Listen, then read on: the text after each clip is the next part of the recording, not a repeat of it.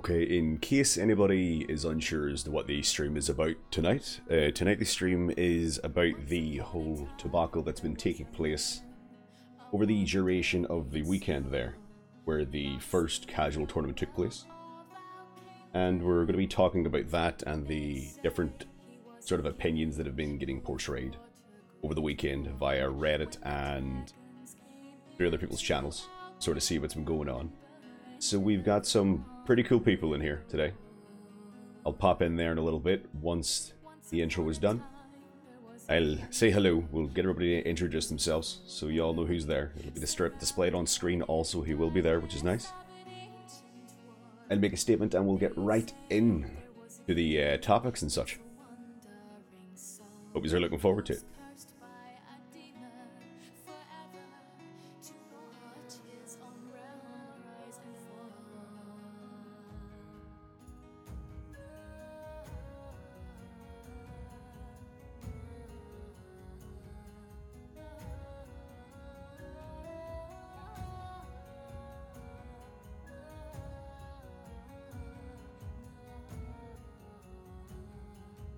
Alright, I'd say that's enough, you know, we'll just hop on over there. Just make sure the volumes are nice and loud so everybody can hear. And we'll jump right in. What's good, everybody? How are we? If you can hear me. What's up, man? Good to see There you. we go, How are everybody you? there. Hello. Hope you're all doing well, hope you've had a wonderful weekend. I am doing fantastic. I'm sure everybody else is as well. I'll just make a quick statement and, you know, then you can introduce yourselves and whatnot. It's just I want to read through this here really quickly just so we've gotten, you know, all of the ice, if there is any, broken. And a little bit of equal ground laid out. So, obviously, the whole, in quotations, first casual tournament took place there. Hosted by Salty Dreams. I casted it. And there was quite a lot of talk going along duration leading up to the event, during the event, and afterwards for quite a little bit, both on Reddit and through different people's channels and such. But one thing to say before going straight on is that there was wrongdoings on both ends, which I'm pretty sure everybody could agree with, both in terms of the event organizer and people who were watching the tournament and so on, people who were trying to get into the tournament. But one thing I would like to also apologize for is the organizer themselves preventing people from getting into the tournament just because he didn't like them. That wasn't right at all. He shouldn't have done that. And I apologize for him for that. But at the same time, there were rules put in place for Zed tournament in question. But some members of the competitive scene didn't really look at them in a respectful manner and still tried to sort of sneak in with Smurf accounts and so on and such. But anyway, after all of that and such went and took place, it doesn't really give a good sort of outlook on the competitive community, them trying to sneak in whenever realistically the rules were put in place to prevent the usual individuals from winning them, as it would always happen, you know, bring in some new blood, help bulk up the competitive scene a little bit. But all in all, the wrongdoing isn't entirely on one side. You know, casual side fucked up a good bit, comp side fucked up a good bit. Plain and simple. You know, that's it. Exactly, cheeky bastards. Exactly, cheeky bastards. So if you want to, you know, walk away into it there or introduce yourselves, you're more than welcome. Far away. I'm Baxter. I guess I'll start. Or do you want to start, Baxter? No. That's all I got. All right, good. I was going to go anyways. I am, for those of you who don't know me, I'm Hyperion. I am like one of 3 Valk mains in the game. I've never considered myself really a competitive player, so this whole thing is kind of new to me. Although I've been plugged into the competitive scene and I kind of have a good idea of what goes on. I never really played a competitive tournament. But the Salties tournament over the weekend was the first tournament I participated in. And I had a lot of fun. But yeah, I can echo a lot of the things that Daddy said about, you know, people being wrong on both sides, and I'm sure we'll get into that. briefly. But yeah, so those of you who don't know me, that is who I am. And I'll toss it over to whoever wants to go next. I'm Zero Crack. I started on console 500 hours casually making casual meme videos.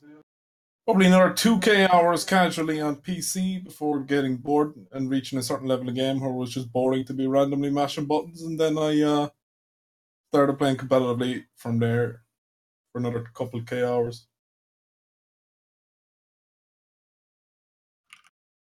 Anybody else, or he's just gonna? Is that it? The introductions. Just want to. I'd say I'll probably go for a sec. Everybody can hear me. Go for it. Yes, we can hear you. All right, perfect. I am Raven. You guys don't know who I am. I host tournaments. That's kind of my thing. I host tournaments. I used to play in them, but I started hosting them and playing them, took a back seat. So I kind of on both sides of the fence right now. I haven't played in many tournaments as of late, mainly just hosting them, and so I see both perspectives, and I just try and give as much back to the community through the tournaments and through like trying to create positivity and like understand between both sides, and of course like doing nice things for the community by like providing the tournaments for the competitive scene and teaching people and whatnot. I was trying to sort of bulk it up and bring new people into the scene in general to sort of help support it itself. That's what you're saying. Yeah, and it was really nice of what Salty did hosting that tournament. I'm glad I was able to help with that, make it like run smoothly and everything. Like all in all, aside from the obvious bullshit that was going on during the whole thing, it was it was a success. It was good. A whole bunch of new people got to take part, and a nice little bit of it was more so in the entertainment value of it for the people that were taking part and the people that were watching. So it was kind of nice to have something different, which is kind of nice. Not to say that other tournaments aren't entertaining. They obviously all are. They're fucking great to watch. But it was good to have it to where a sort of different level of people could take part rather than having the usual culprits would be, in the finals, semifinals, the same usual teams that would be taking part consistently. It's just sort of. There's no reason why there couldn't be tier 2 tournaments. Yeah, exactly. It would be nonsensical to suggest otherwise. Kind of like League of Legends. Yeah, exactly. You've got your pro leagues and your minor leagues, so to speak. Pretty much. Literally that. But yeah, it was a great tournament. It was awesome. I'm glad it happened. Really, really glad it happened. Well, I'm glad we solved all our issues. Thanks for having me, guys. Pretty much. See you later, guys. Till next time. I'll tell you what, right there. So overall, when it came to the tournament yourself, how do you feel the tournament went, and compared to normal competitive tournaments that have taken part before? Now with Mistress, she's hosted multiple Mistress Mayhems now, all of which have been successful. Plenty of people taking part. Great viewership for the people taking part, streaming it themselves, and Mistress streaming it from her channel as well. How do you feel that the competitive tournaments compared to the casual tournament, or did the casual tournament in any way sort of compare to the tournaments that Miss has hosted before? So I watched the entire thing by myself. I was supposed to cast with Craig, but he left me alone. I'll have to like an hour in. So I was watching later on. And but at the beginning of the tournament, it was pretty much the exact same as the competitive tournaments, because the early rounds are obviously going to be lower level. And that makes sense. And by the end, it was also pretty much the same thing, except it was just like lower quality. Like it was the exact same kind of tactics being used, because I mean that there's $600 on the line. Was playing amazingly. He was doing very high level stuff. There's $600. Sorry, there's $600 on the line. Of course, you're gonna play, in the best way to win a tournament. But to me, that kind of defeats the purpose. If you're going to be playing the exact same way, just a little bit worse. If that's like the exact same thing, there's no.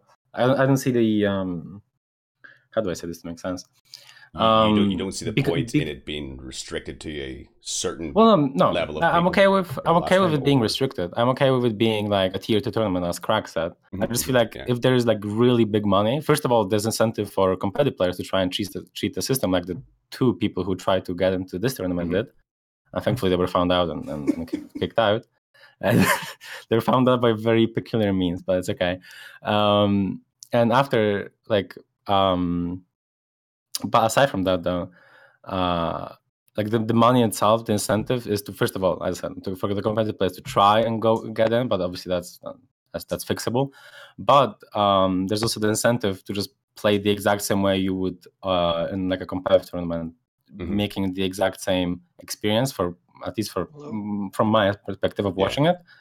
And so, for example, like for the next one, if a very, I think, simple way to fix that would be to just have like a limit for the prize pool, and then if there's anything more donated, it could go to the next tournament, for example, or something like that to keep it going. I see what you're saying. So maybe set a limit of $300 if you wanted, per tournament, sort of thing. I get you. 50 or 100 or whatever the amount agreed upon or whatever would that makes sense. That makes sense. I think that would make it, first of all, much more like bearable for competitive players, because right now, I personally don't care. I wouldn't play in whatever the prize pool would be, because I hate to be long story short, get more content out of what you're putting into it. Yeah, basically. Yeah, no, I get you. I don't mean to cut you off, but no, it's fine. Mr. S, would you mind putting a little bit of input into it? Because you're the one who's hosted loads of the tournaments. You've got a crazy amount of experience with the stuff, and if anything, I'd say you're the more so qualified one in terms of giving input on the actual quality of the tournament itself. Yeah, I can. I guess first, because I didn't get to introduce myself. So I can't mute in Discord. Thank you, Kamai. It's coming, guns blazing, dude. For those who don't know who I am, my name is Mistress, also known as Miss. I've been playing For Honor since the alpha days? Beta? I started off as a streamer, and then I started running tournaments. I've also competed in plenty of tournaments, such as in For Honor Arenas. Well, now they're called the Arena.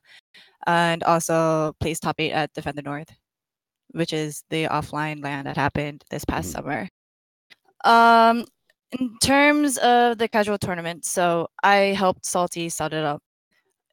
It came up because when I went to someone's stream, they were talking about how they wanted to participate in the tournament that I run, but they didn't want to just because they were upset about the high skill level there is. Always the same people, such as Clutch's team and all these things, which is understandable. At the end of the day, like I do encourage everyone to join the team just for the experience, but I also understand that if you're very discouraged, that's on you. Like I'm not going to force you to do something you don't want to do. Salty mentioned that he wanted to do a casual tournament just for people just to have fun. And I said, you can do it. You should do it. It would encourage new players. It's another way to do it. And I will help you set it up. So my interpretation of the whole thing was it was for the casual people who weren't competing at the high level that such as Mix, Clutchmeister, and all of them are participating in. So that's why there was a skill. I didn't know that he was actually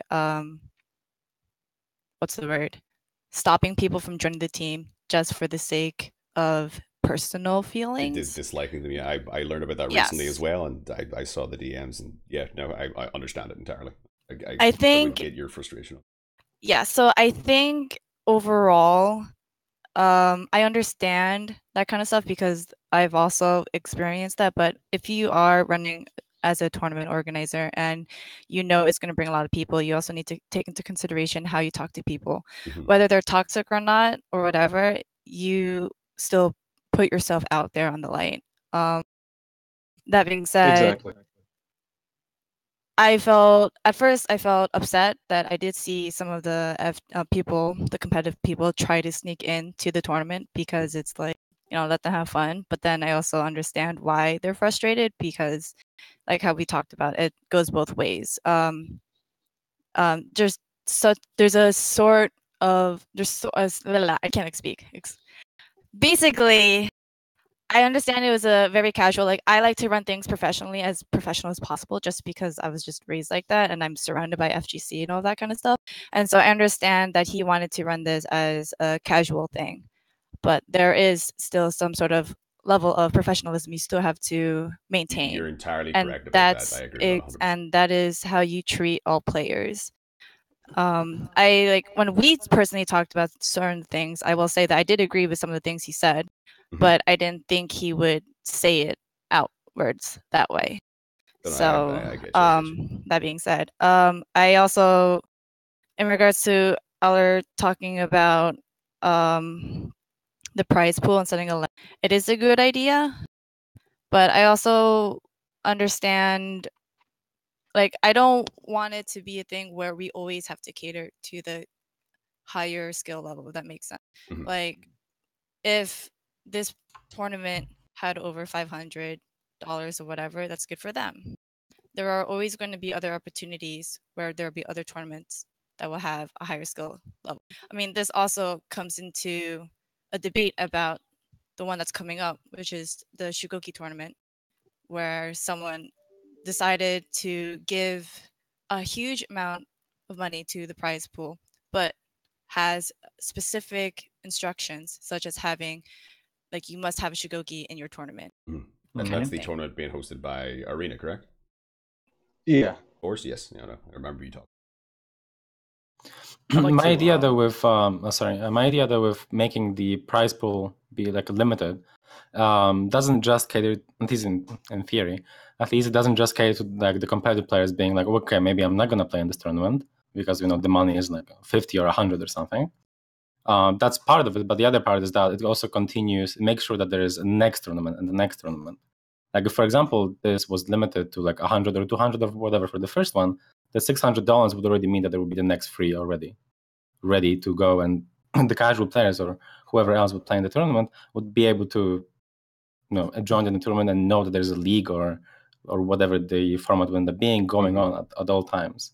So I feel like it kind of helps in both situations here. Yeah, I agree. I'd like So to to speak, just disagree, sustainability.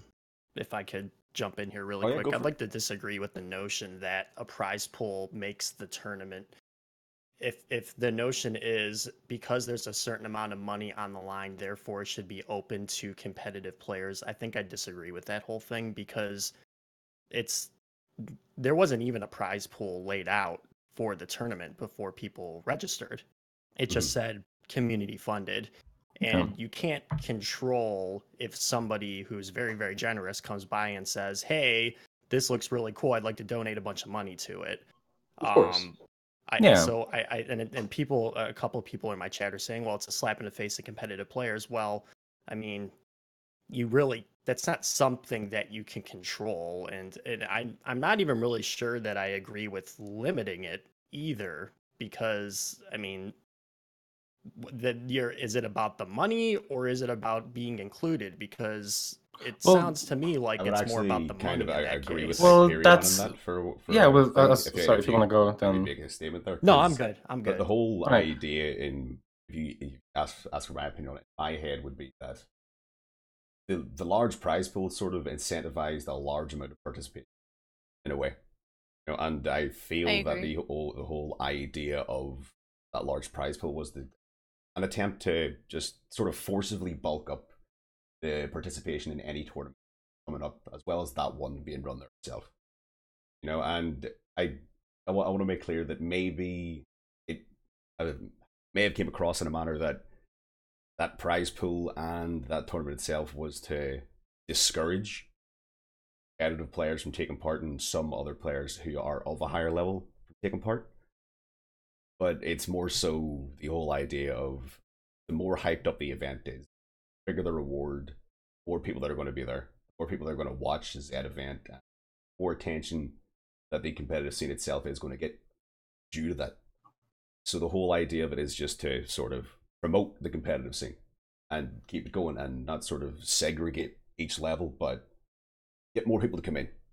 And the whole idea of it being a casual thing, I feel, may have been a way to ease people into it and not have it be a bit intense, but more so an easy watch.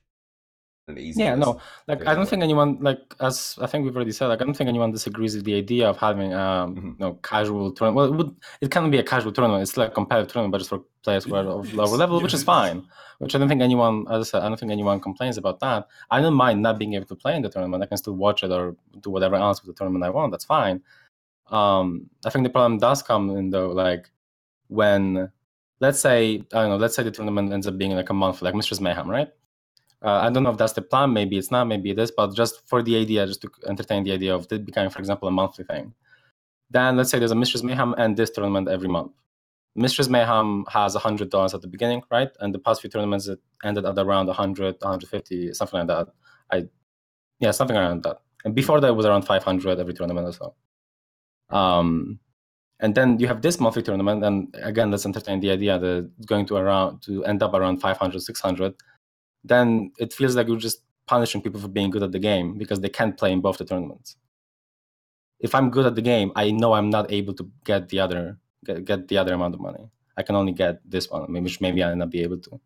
Which again, like the huge problem of that is there's so few tournaments already in For Honor, and there's so little money if you do try to, or either money or so little tournaments to even try and improve or whatever else. Mm-hmm. That being excluded from one, especially when it's like the biggest prize pool since second Hero series, which was laptops for the tournament, then that just makes it it can make it very frustrating for other people.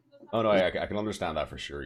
Being in the competitive scene for so long and a tournament coming along like that, having the largest cash prize since the 10K tournament. We're talking about the money. Is it? That's the big. Is it the fact that competitive players aren't included, or is it the fact that you want to win a bunch of money? Because those are two different things, right? The whole precipice of this discussion, it's not based on the money, and we feel neglected because we weren't allowed to get a chance at the money.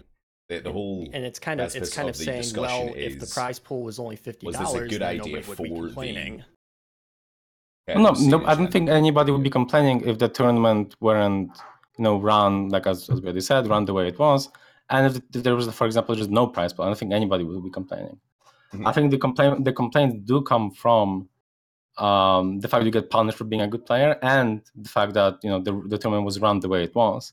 The rules in themselves were really bad, and then on top of that, the organizer, of course, as we already said, made a lot of mistakes, which is understandable. But the mistakes were kind of malicious, which is another thing to talk about.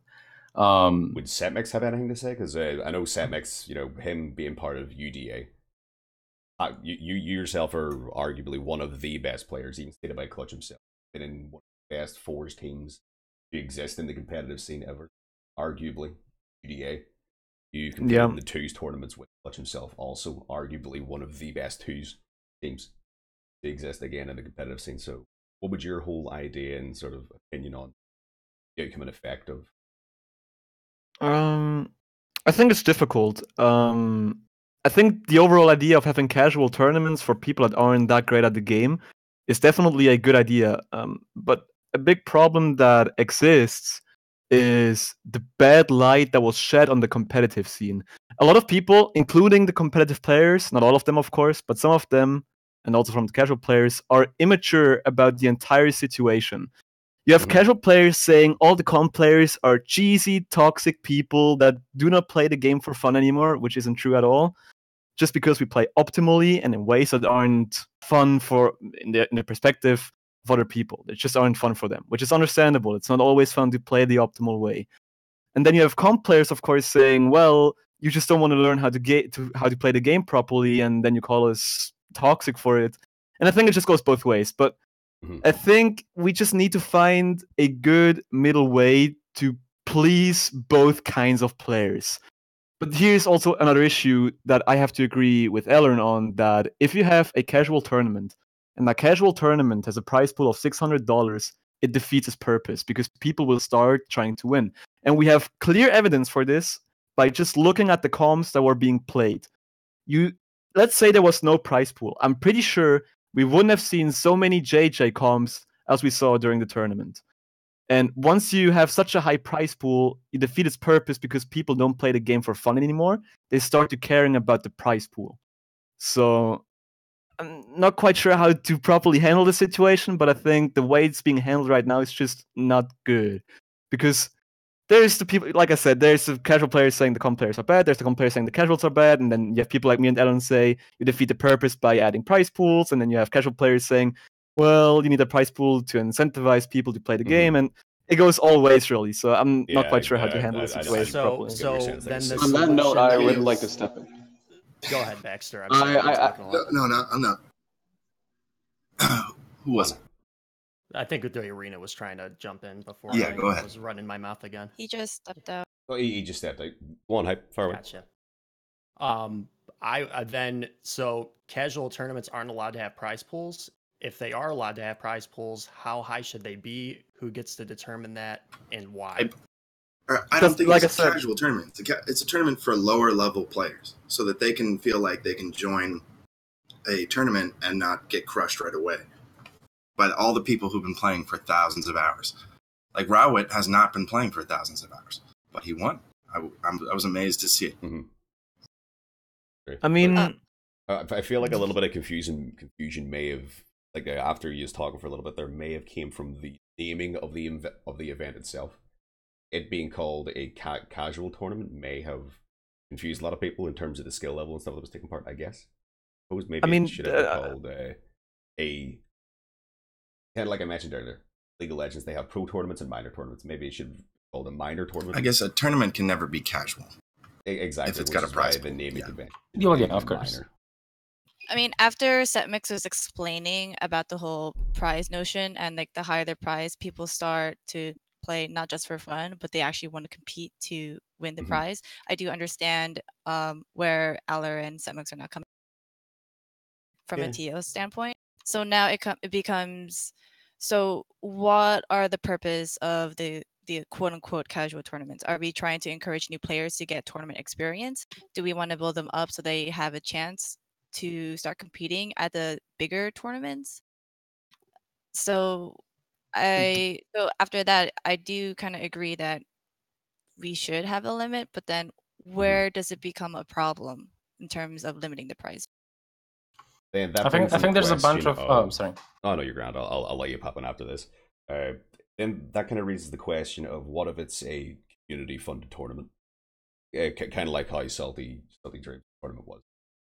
All of the prize money in that was provided by the community through donations via his channel, and it got to the way it was through donations and such.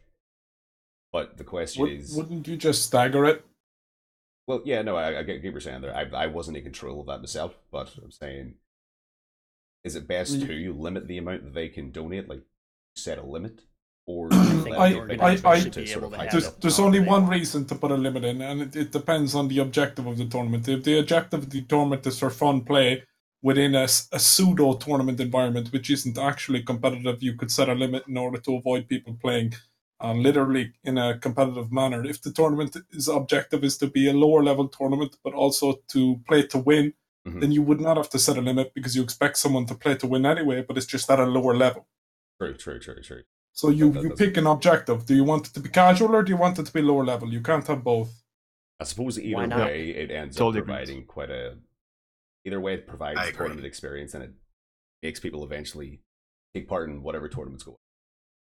But no, what you guys are saying then is the organizer can't set their own rules, but they have to abide by rules based on other people because of their opinion on what the tournament should be. Well, the rules this time were if I don't like you, you're not in the tournament. That was the only rule. Well, no. So maybe if the rules were better. I'm not talking about that. Though. That wasn't a listed rule. That wasn't a listed rule in the tournament thing. I don't believe it was. All I know is that from what I was saying, Hyperion, was that there should be a clear objective of do you know what a mission statement is? Yes. The tournament should have a mission statement that would clear everything else, because there has to be a fundamental value of what the objective goal is for the tournament. Is it people who are not at the highest level but want to play better, and so they're going to play to their capacity or optimally, as we know it, whatever they can within their means on their road to improving on play? So that's play to win, that's competitive, it's just not at top level like a minor tournament, as that Glass suggests. Or is it literally a pseudo tournament environment that's casual? In which case, the point of the money would then come into play, because you want to incentivize casual play. But I would argue that the rules were very clear. Whether the rules were enforced or not is a completely different issue. But I mean, the rules were pretty clear. There was no GMs, no competitive players, blah blah blah. And I don't know about that, because there was people who were GM before, at some point in their life. I think the whole were turned down. Well, that goes back to enforcing the rule. The rule was that clear? How do you enforce it? I think the GM statement that said in the rules was if you were GM in the current season, I don't know if that was written down in those exact words, but I think that's how they were pushing that rule forward. I mean, whether it's a good rule or not, I think it's a terrible rule. But aside from that, that was not obviously enforced, and people who weren't GM in this season got banned for being GM in the last season or something like that. So obviously, like, that just comes back to reinforcing the rules, and that's not like as important here. But so let me ask a simple question then. Why can the tournament organizer not make their own rules then? I think they can make their own rules. It's just how it was portrayed. You said that they can't. You said that no they one can't. said that. Well, no one said I that. We're just giving our opinion. They can't have a high prize pool for a casual tournament. Why? Oh, this was asked for opinion, not it was let's say a value judgment on the rules, not necessarily a suggestion that you can't have your own rules or not.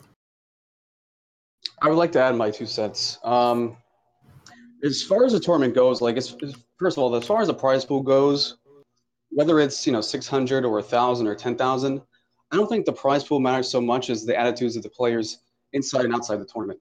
Like, the biggest issue, casual community versus the competitive community. Everybody's throwing shit at each other. It's stupid. We're all playing the same game. We enjoy it. We love the fucking game. That's a very good point. Let's be nice to each other. Let's all enjoy the game together instead of hating at each other because maybe you don't like the way this guy plays or that guy's using a move that you don't like and you can't counter. I mean, I understand the frustration. I get it. But at the same time, it's just like walking on the street, seeing somebody, and maybe you're raised away and you don't like the color of your skin. Like, that's not right. It's basic, it's basic human-to-human communication and respect. We should all respect each other at the end of the day. We're all game players. We're gamers. It's kind of a build-up issue, like with the ignorance of the casual community and then the mocking of that and this constant build-up between both communities with the ignorance and then the mocking and back and forth forever. What are we supposed to do about that? We're supposed to inform them, right? But they don't want to be informed. Well, that's not everybody. That's not all of them. Yeah. It seems like the majority to the competitive players, and that's what they're dealing with. As a whole, we can all agree that one of the big main things that affected the whole competitive scene as a whole was the very first tournament that ever took place. Everyone can agree that thing was a sham. Everyone watched it. Joke. It was spoken about for forever, and I personally feel that. Are you talking about the first year, the Hero Series? Yeah, the first specifically. Specifically, the Hero Series. Yeah, I'm not shaming anyone who took part or anything. I'm just saying the tournament itself and other tournaments that were hosted with the Hero Series were jokes in the matter of which how people took part and what was done during them. I feel that sort of restricted not only the casual scene but the competitive scene from maturing. It sort of resulted in it remaining in its adolescence, I guess. Population-wise, it hasn't increased. I disagree, actually. Yeah, same. I disagree. Yeah.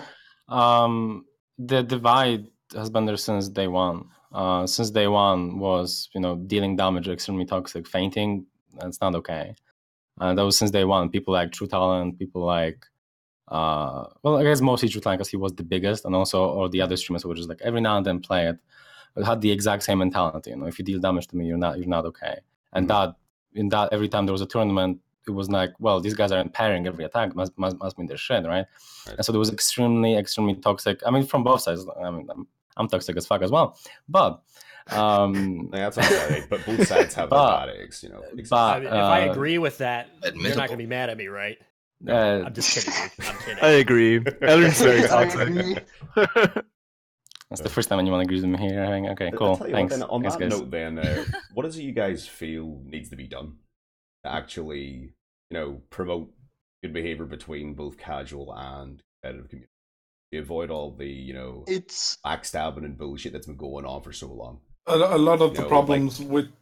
Go ahead, you finish that. Well, I was about to say something there. It was something that Arena actually said in the post that he made. Something shaming. What was it again? Sorry, I've lost it there. Strat shaming. Strat shaming, exactly. Strat shaming.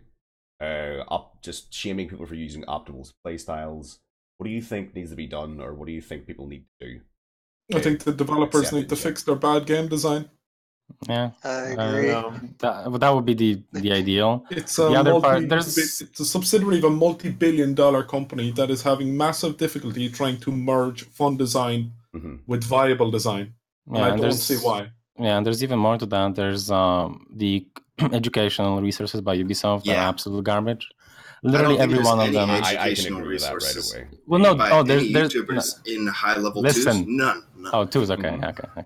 I was about to be touched. Also, those strategy videos, those strategy guides that are built into the game, fucking the hero tactics, whatever the fuck they're called. Yeah, they're garbage. Those are still out of date, are they not? Yeah, they're all fucked up. Yeah, there's the videos from there's the videos of like Raider that are from like Alpha. It's so bad. They're all from oh god. All the only change them for reworks. They're all from closed beta. Did you know in the current I mean, the hero tactics, for example, or the hero videos, they're all either outdated. There should not be one tells you to kick and then range guard break as a mix-up instead of doing the heavy. The Highlander one, when it teaches you to kick, it makes the AI spawn a Conqueror bot who walks backwards, making the kick whiff, so you cannot actually do it. So there's a bunch of shit like that, and obviously the videos are garbage. Things like that are garbage.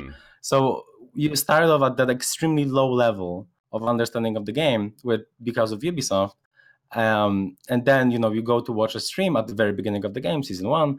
You go to watch a stream and you just hear Trutan saying that if you deal damage, you're toxic. If you throw a button that's quicker than 600 milliseconds, you're just exploiting the game, and that just kind of keeps going. And it's the same on YouTube. Very similar kind of opinions again from the beginning. And it's not bad to have opinions. I'm not like telling you if you have an opinion that's different than mine, go die or something. But like there's a huge disconnect there, and it's been since the beginning, and it's been because of the streamers and because of Ubisoft. Yeah, imagine being a new player coming into the game, and then trying to learn Centurion. Okay, you try and learn like, I'm gonna play this character. It looks kind of cool. It looks like a fucking Roman dude. I'm gonna play him. I'm gonna see what he's like. You go in training mode. You want to learn a little bit, and it's telling you to do a fucking neutral dodge heavy as Centurion just from neutral. It's like, okay, this is gonna work. You go into PvP, you go into a duel, and then you get fucked. It's like, what's going on here? Yeah. It's not even like that. It's like you go and watch like the basic move video, right? Like how does this character play? I'm going to watch the basic move video. And his zone has an entirely different animation. His parry counter is like a nut kick instead of the actual grab animation. That is a beta animation, to be fair. Yeah, like beta animations. Like pre-set release animations that are like not even in the game. And that's like the basic tutorial video for this character. Mr. Daddy so the tools need to be there. Crack's been cut off here quite a bit here, so give a lot of chance. Listen, guys, listen. I'm just trying to point out some Lawbringer tips here, some advanced Lawbringer guide tips you can check out in your video game. So, Mr. Daddy Law, have you seen the Lawbringer advanced guide? No. I got a very good tip from it for you. Very good. Tell me, please. So, if you use your top heavy from neutral, it will give you an opening for long arm. Are you sure? Really? Damn. Yeah. That's why. The long arm will land because they're blind, and they also ate the top heavy from neutral. And then the follow-up, once they're on the ground, is to watch them get up again. So you're saying all I need to do to make Lawbringer viable in duels and twos, watch that. It's a very advanced. Well, the problem with all these flaws that the game has is they still will not buff the law. That's the problem with the So let's go back to the educational content for 1 second. So again, as a whole, we can all agree that as a development team, they haven't provided the community with enough learning resources in which they can use to actually get good at the game. To a point where this whole toxicity bullshit between casual may not actually exist in a manner. Well, and the YouTube community, it doesn't promote the educational resources that the YouTube community makes. Fucking disgusting. We'll just get away from YouTube in general. We know how bad those comments too much credit. I think what I'm trying to say is there's no educational resources on YouTube other than Alan's stuff on Fours. There's really not a lot, and the community doesn't support it like they do, like Splice videos. Well, dude, I don't exist. I think honestly, I think what should be done. I haven't seen Craig's videos. Has made a lot of people have actually made videos and such. There's quite yeah, a couple Lord's of made a people lot that of actually educational content. It's good, so it is, but I think not enough other people incentivizing it. Like I get what you're saying. There's resources there, but nobody's. And we probably need simpler stuff, like short and to the point. Yeah. Yeah. Bar is a great example of that. Bars are really good. Bars are quick, straight to the point. You know, do this, boom. Bob's your uncle. Wouldn't it be cool if high-level ganks were tutorialized in game, like GP for Zerker Zone, like just a short little video for? That would be so beautiful. You think that know that these exist? I actually think they know some of them exist. Honestly, what I really think the developers should do, they have all these, like little advertisements in the game when you first load the game and you're on the menu screen. Why not add links to some of the videos for some of the guides that these content creators like Alernican, Barrick, etc. have created, because they put a lot of work into them and the community has benefited from them and the community can benefit from them more. That's a great idea. Not only help that's like what like me does in their client have too. The ability to sit down with them, possibly. Like, what do you guys want us to say? That is a question I have. Like, what would you guys want us to say if they actually sit us down with a pen and paper and say, what do you guys think is wrong right now? What do you not enough tools? Look at the mechanics not that enough resources implemented and make a future plan on how to actually develop them. I want to hear from Alan too. Sorry, what did you say? I was looking at my cat. Like, if they actually sit us down, me and Hype and Kitties and Setback, entertainers, and ask us, like, what do you think is wrong with the game? Like, what would you want us to say? If I was to make a comment on that, what do we need the most right now? Like spectator mode, like. Well, that's one thing that should be done. But I'm balance saying changes. This in no offense to anybody who's going to Montreal, but I feel that's definitely an area that should be left to, like, obviously you're one of the lads who can talk about it. Max, you're crazy high level. Hyperion's high level. Kitties, everyone's high level, but I feel that it should be not just the more so content creators and entertainment streamers and content creators. It needs to be both the competitive and content creators that need to be brought together as a whole so they can get an overall amount of so maybe feedback I should say we need community, like we need Ubisoft sponsored tournaments again, something small at least, just some hundreds of dollars from Ubisoft would go really far. Some extra sort of support towards the community. And maybe even sponsoring some YouTube channels to make educational content once that's proven that they've... Listen to this man, Ubisoft, please. Perfect. Things like that, get both the, the casual and comp divide, get fucking, put that together, devs, bring them in, get opinions from both sides. Maybe promote those educational videos, like, to the casual base, exactly maybe like in Arena the said. game. Exactly like Arena said, promote those things on the sidebar. If I could jump in real quick, I mean, they have Warriors in every week, every Thursday, unless they take a fucking holiday for winter. They have it every single week. It's an hour long, sometimes more. They I mean, half the time promotional plates in the game where they promote videos and stuff from out of the game. I have a feeling this is slightly different than the original topic. Which is fine. That's what you want. I just really think the educational content is what's going to fix the divide.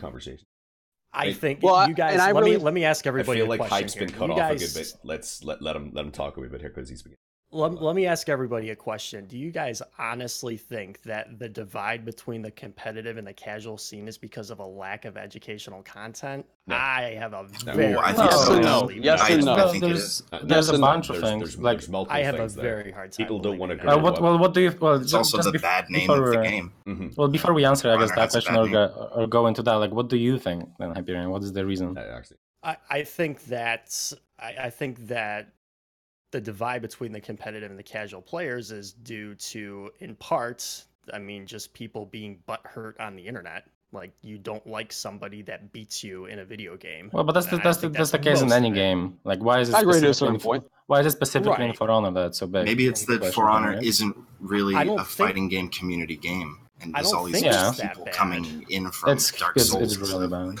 I think it got worse because of this tournament. I didn't think it was bad before that. It was really bad before as well. I don't think it got worse because of this tournament. It's always been That's really always bad. been around This for a very tournament. long time. Well, So It just why this are we one talking brought us about is it that now, maybe the then? tournament because this highlighted tournament what brought was it more going on. attention to that we Exactly. have I to. mean, this isn't the first time we talk about this. I mean, when the whole Kenzo and Splice thing came out, where Splice was shamed for wanting to win a video game, we were talking about that as well, and that was season 6 or 7 or whatever that was. Season 1, True Talent was making videos about Legion being better than him at the video game, which True Talent really doesn't like. So that goes back way back, and that was a conversation back then as well. It's just that since then, between season 1 and 5, nothing really changed, and it's like we could as in us on the competitive side could really do anything about that. You So kind of feel that a lot of negativity has been fueled from the beginning. Ergo, But it yeah, well, I feels mean, like it's that's- huge from the definitely. beginning.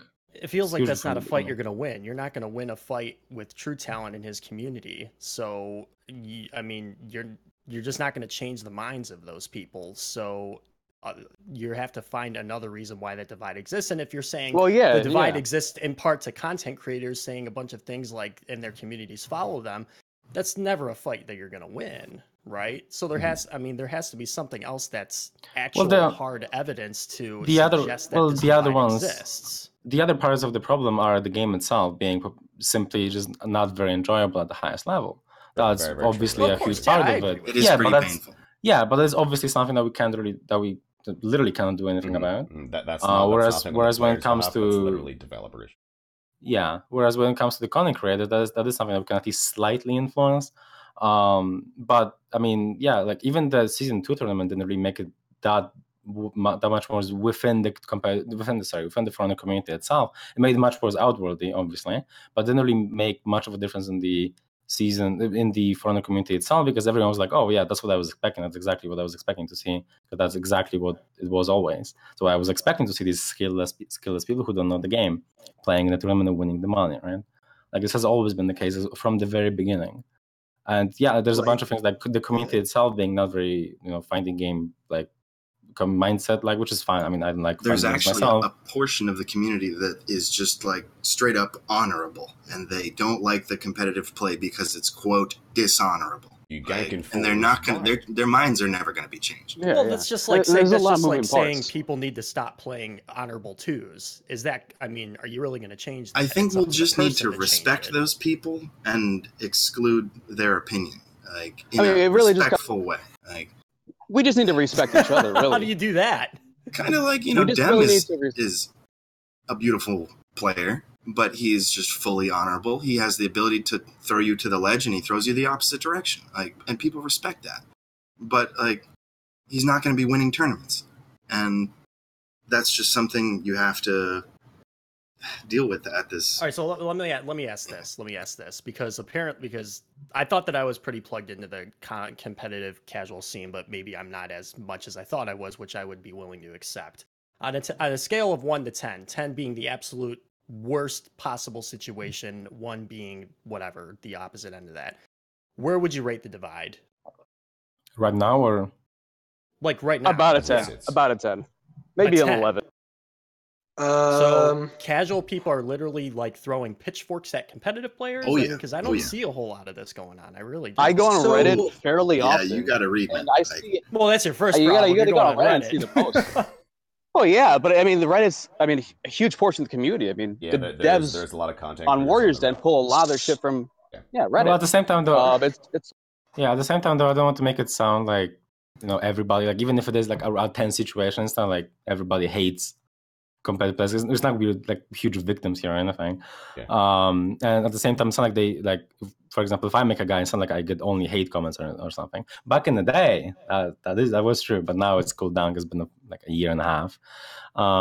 So it's not like it's I think it is a mostly unsalvageable situation, but I mean, I don't know. The Warriors Den comments in that tournament too are a mirror of Reddit. The Warriors Den comments are a mirror of Reddit. That's all I was gonna say. They're exactly the same shit you see. You see Centurion OP, all the ridiculous comments that you would see on Reddit just go flying by on the Warriors Den comments. Here's why I think Alernican asked me earlier why I think the divide exists. Here's why I think the divide exists. I think that the developers wanted this to be a competitive game from the outset. It failed miserably, so now they're changing their philosophy to make it more casual. And now you're trying to I don't please think two so. groups of people at once. I think the exact I opposite. think the opposite. Kind of thing. Yeah, I agree You with think the learning. opposite? Okay, go on, Raven. Sorry about that. So Warriors Den a couple months ago, Stefan came out and say, you know, at the end of the day, I've been watching tournaments and I see that 500 millisecond attacks, 600 millisecond attacks, they're not working at high levels of play. We want to balance around that so that the casual community can also, you know, get some more attacks out, have a more enjoyable game instead of a staring contest. And I do think that they're balancing around the competitive community. I do think that they're moving in that direction because they want the game to be competitive, but it can't be competitive if, you know, the game's not really in a place to do that, which it is in some aspects.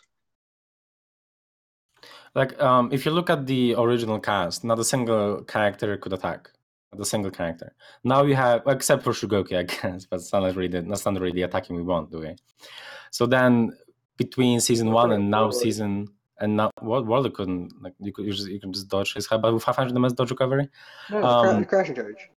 That's a problem. Like, most of the community does not know about that counter. That wasn't good back then. Season 1, that wasn't good. You could just backhook it, or it was slow. One of the other. I can't remember what exactly, but it wasn't very good.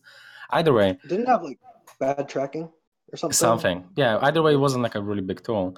And so then season 1, you have nobody who can attack, like except for Shugoki. Then now fast forward to season 8, almost 9, and we have like 3 or 4 characters who can like sometimes press buttons. Some that can press them a little bit more, some that can press them a little bit fewer. Obviously, there's also still characters like Raider, Lawbringer.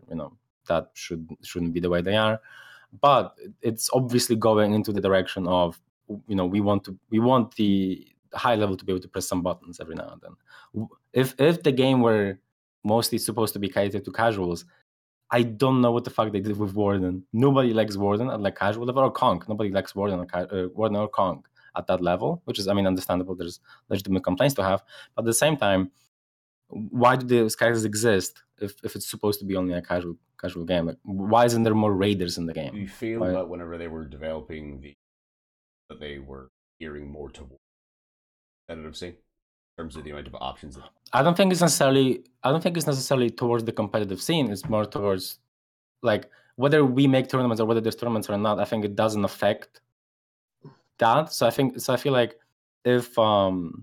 where they were making Woolen, it was like, okay, so if someone's good at the game, what can they do? Rather than, okay, what's going to be in the finals of the tournament? It was like, okay, let's give them tools so that good players can actually do things with them. And with Shaolin, it worked out. Mostly. That's a very good point. Baraki's a good example of that. Him with Shaolin and very, very scary thing. Would play. He's a menace. Clutch. It's disgusting. If they had the same ideologies, sort of rules in place for designing the base heroes, how different do you think the game would be? Do you think that the opinion of each other, both high level and low level, would be different? Because the whole, more or less, design of the game, I guess, could be seen as being different. They had the same sort of rule sets as the Wooling being created. Well, possibly, but probably not. Probably not. Well, I think if like the roster at the beginning of the game where only we just scrap all the garbage characters that we have right now, which is like the 10 characters or so, and we're left with the 12 or 10 that are they're somewhat okay or pretty good. Then at the very beginning, that would change at least a decent amount, to the point where people who only came to the game because they liked the idea of it would probably leave quickly, and people who came into it to look for slightly more deep combat system, more mix-ups, more mind games would stay. So we would have like a slightly different community, but I don't feel like it would fix the entire problem. Right. So it's more deep-seated issue, and then understandable. Yeah. It comes down to holding ourselves accountable on an individual basis. I see a lot of people on Reddit, they'll be like flaming or just completely shaming somebody. So you see those videos posted on Reddit where, this guy he unlocked and he ran around, or he unlocked at this point, or ledged me at this point. And you see tons of comments where, fuck that guy sucks, what a piece of shit, et cetera, et cetera. I think as a general community, we need to hold ourselves a little bit more accountable and stop hating each other so much, and just start pouring more love out into the air instead of pouring hate out into the air. Because we're never going to grow as a community if we're fighting against each other. It's like having a village. The village is split. If you ever watch Naruto, the village is split into two different sections. Okay, I'm gonna go full anime on you for a second. The village is split into two different sections. One part of the village is fighting against the other part of the village, and there's only so much food. Eventually, they're gonna kill each other or they're gonna starve. Well, farmers been starving for a long time, so either are we gonna kill ourselves? Is that the either analogy? we're gonna kill ourselves, or we're gonna like kind of hold ourselves a little bit more accountable, try and forge some peace, foster peace within the community, and then grow and then build upon that. You know, at the end of the day, we all love the game. We all want to grow. That's why we play competitively. That's why we host tournaments. And, you know, if we're all kind of just fighting about how we should play the game or you know, who can play in tournaments, whatever, I understand, you know, obviously locking people out, maybe if they won tournaments or et cetera, that's fine. That's all right.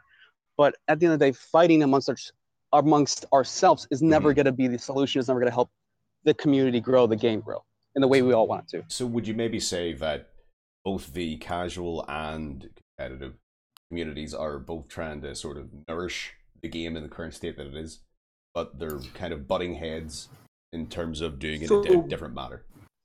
1,000%. So basically, what I'm hearing I is agree with that 100%. we all just gang up on the devs. Yeah, what should and we say? gank the fuck out of them.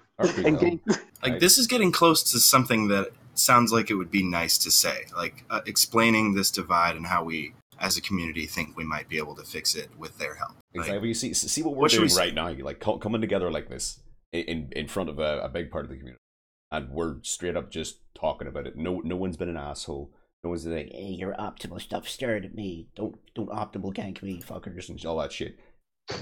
I mean, we have all these great minds of For Honor in here. Like, I'd really love to conscript your help to figure this out, because I've been thinking about it for a couple of weeks. Like, if they do really ask our opinions on things, like, it would be nice to have something that feels smart and useful, and maybe even like game changing. I will join you in this fight, Baxter. I was trying to bring this up earlier and I wasn't able to say it, but I mean, they have Warriors in every week on Thursday, okay? We usually see is 2 pieces of news, maybe 3, and then like 45 to an hour long community corner. Yeah. That's fine, but if they have all that time and they're able to, you know, do all these things on this platform, why not maybe get some people and they were able to speak? Educational They should have segment. a real community quarter. Educational segment, but also a real community where we can actually talk about these issues and maybe like figure some things out and talk with the devs on the stream. That's an amazing. When's the last time make that the happened? community corner more of an actual community segment. Exactly. Yeah, I like that. Brilliant idea. See, I don't think any of that will happen. I don't think any of that will happen. I think if you go up to them, Baxter, for example, at Montreal, you give them whatever the ideas you want. They were just like, thanks, and then you go and play, and then you go back home.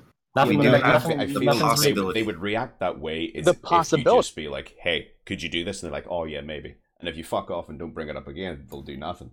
But whereas if you bring it up and you support the fucking idea, it really must entirely depend on talking to the right person and being able to change the right person's mind. You know, that's. Good luck. I mean, the thing is, if we really care enough to make a change, well, we can probably make it happen. But if we don't try, it's never going to happen. It's like, you know, getting in a fucking car crash, going into the water, you know, you're trying to break out, but you're like, oh, fuck it, I'm probably not going to make it out. I'm just going to give up. You're dead. You're fucking dead. I know what you guys mean. I don't believe in myself either. I think they invited us specifically because we probably weren't going to yell at them. Because we're not all the highest level players who are playing competitive and going super hard. We're just trying to have a pretty good time. Yeah, true. Yeah, Setback is known for his positivity about For Honor, so I think that makes sense. Setback is funny. He's funny. That is true. On back saying that, I actually have a question written down here, so before we go there, can I just say something? Because I've been trying to say something. Go ahead, please. In regards to, you know, what Raven said about trying, the competitive players have been invited plenty of times for workshops to give feedback, and everyone thinks that they've been yelling at them for this whole time when it wasn't the case. The thing is, when will we know, like, how can we trust the devs if they've been going to these workshops for like over a year, give them the feedback that they need, and then they just do the complete opposite? You've literally taken the words out of my mouth. That's the actual question I was about to ask. 1,000%. Literally. That was what I meant when I said, I was like, I mean, you can try. Many have tried. Many have fallen. Like, how does that make you feel then? Like, I mean, the dev team is changing. Yeah. Yes. Without, know that. again, They without are. any offense towards the non-competitive people in here, the competitive of you and those who take part quite often in creating tournaments and such, how does it make you feel that the last time, I think it was the season 6 event, that they had competitive people or semi-competitive? I can't remember exactly, but I'm pretty sure that's the last time they had competitive scene people around. Ever since They had people they in haven't season, had I think 5 was the last one with tribute tournament. season 5. That was Season off. yeah, and then season 4 they had a real 44 tournament that was run very poorly, but it was a tournament. And then season 3 was the 1v1 tournament. Or like, well, so you just so season 2 really at the end of season 2 and everything like season that. 5 was the last time they actually had. I wouldn't say. I mean, I think we're just used to it at this point. Like, what do you think the reason is for them no longer bringing out, extremely skilled players like yourselves, like you, Setmix, Bax, Carry On and such, Kawaii and Zero? Like, were you guys being like the apex predators in the game, realistically, without trying to sound like I'm sucking your dick or whatever? Like, you guys are the better players that are in the game. You guys are there. You're winning the tournaments. You're playing. You're taking part. What is your 2 cents on why they're not bringing you guys in compared to bringing in the more so? I would say don't include me. I think part of it is, as I said earlier, a lot of bad light has been shed on the competitive players, and we're just not good publicity for them anymore. So they just get influencers, streamers, and other people now to Montreal. So. Dude, am I not good publicity for them? No, you're not. You're not. Dude, you are the unlocking cheater. Come on, dude.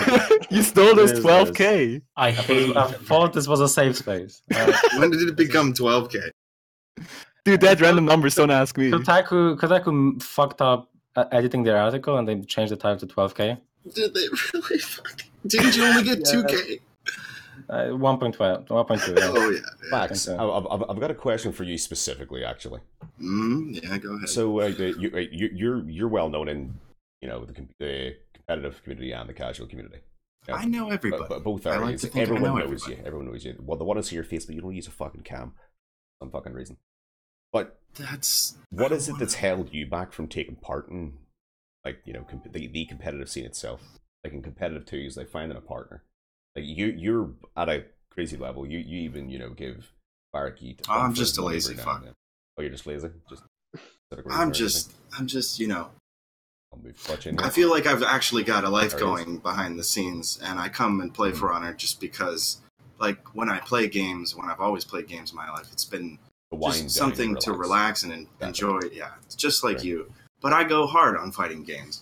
I don't join competitive scenes, though. I have in the past, and it just hasn't gone well for me. It's just not really something I've enjoyed. It makes me stressed out. It's not a matter of not being able to. It's more so a lack of interest in taking part, but no disrespect toward it. I mean, I am interested, and even right now, I have a lot of time. And Barra asked me if I'd be interested in maybe doing competitive stuff, and I said yes. But I still am unsure if I'm really gonna feel like I'm gonna do it. Like, that's all. I get you. I understand. I play this game just because I enjoy, a little chess game. I'm not trying to do it for hours on end. Yeah, makes sense. I still remember that tribute turning backs. There we go. Well, here, I welcome Clutching. Hey, we played finally well. woke up, so you did. Yeah, dude, 3 hours sleep. Feeling refreshed. There you go. I fell asleep on the toilet, mind you. What? Oh, what the fuck? Yeah, I was so tired. I went for a shit and I fell asleep on the toilet for 3 hours. I won't ask. The option selects. I don't think I want to ask questions. I've already derailed the anymore. conversation, dude. I've been here for 5 seconds. I'm not sure how much of the podcast you've caught Clutch, or how much you know about it, but what's your whole 2 cents overall on the comp and casual divide? What do you think?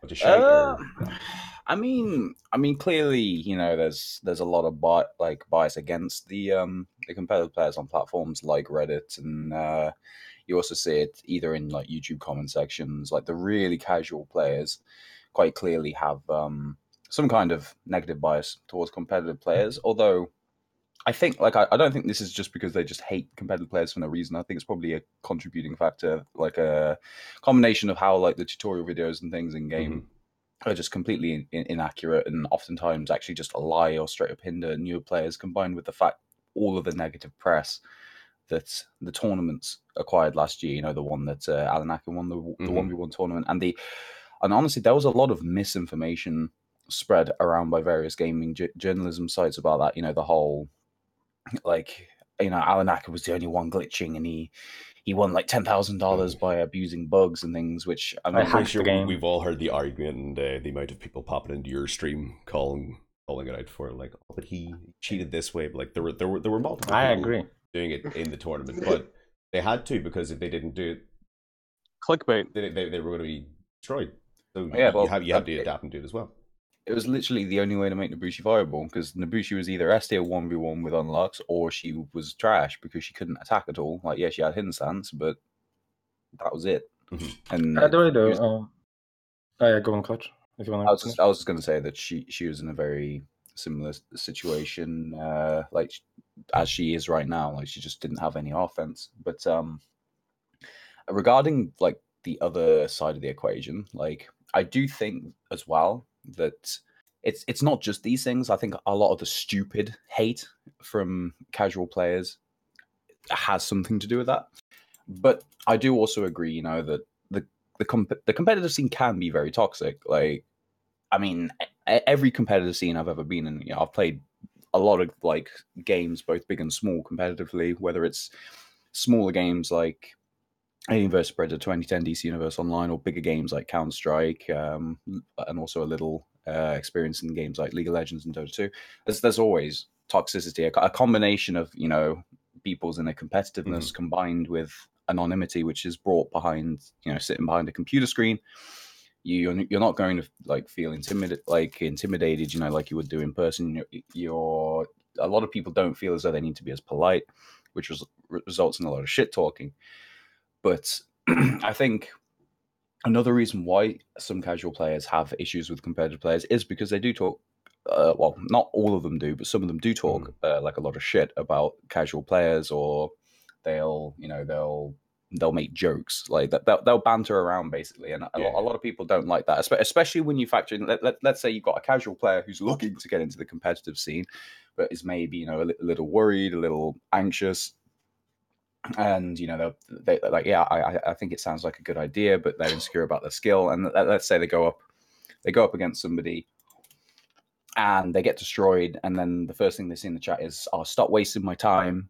Like this is too easy. Just stick to MM or whatever." It sort of gives you the idea of why would I want to take part in something. Yeah, exactly. Like, yeah, sure. Some people just wouldn't care. Like, I'm the kind of person who just would never care. Like, if somebody was talking shit to me, I'm pretty sure most people know this, but not everyone's like that. Sure. Some people will feel really shitty. Some people will feel really upset by that stuff. Like, I talk lots of shit, but I typically only talk shit to people who either talk shit to me first, or it's people that I've got like some kind of history with. If it's like, for example, Mistress Mayhem happened recently, and obviously the casual only tournament past weekend. Yeah. But the reason I'll use Miss Mayhem as a better example. I'm sorry to interrupt, but I've just got sent a very. I'm told it's an important question, but it seems kind of a big question, and it's more so directed towards everybody in the competitive scene, and I guess towards Discord as well. All right. What's your opinion regarding the competitive scene and the glory Discord? Like, how is it that they're actually related, in a manner of speaking? Well, the reason why For Glory is so like interlinked with the competitive community is, I mean, For Glory used to be one of the top Discords for organizing competitive tournaments in the day. They used to have like weekly tournaments. Dashu, who used to be the owner of the server and also who used to be responsible for organizing a lot of these tournaments, he used to put on some of the most consistently WoW-ran tournaments, who was also very receptive to feedback from competitive players, right? So he was constantly adjusting his rule sets. He wasn't just doing 1v1 tournaments, he was also 2v2s. They also started experimenting with 4v4s. And because of this, a lot of the competitive players, they joined the For Glory server and naturally would stay there because of these tournaments at the time. There were possibly some of, if not the best tournaments going on at the time for online. And this naturally led to all of the old school people who were playing early in the game to go into For Glory, and naturally people have just kind of stuck there, because that's where the competitive community has kind of ended up at.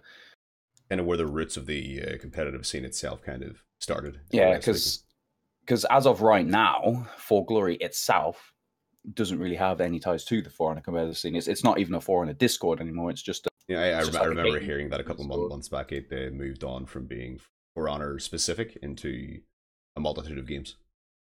Yeah, so currently, For Glory doesn't have that same, I guess, status like it used to have as a tournament Discord where there was also a community present.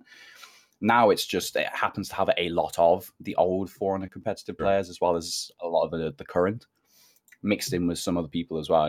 They held a Soul Calibur 6 tournament, for example, so there's some Soul Calibur 6 players in there, etc. But that's why For Glory is so, I guess, so interlinked with the competitive scene in For Honor.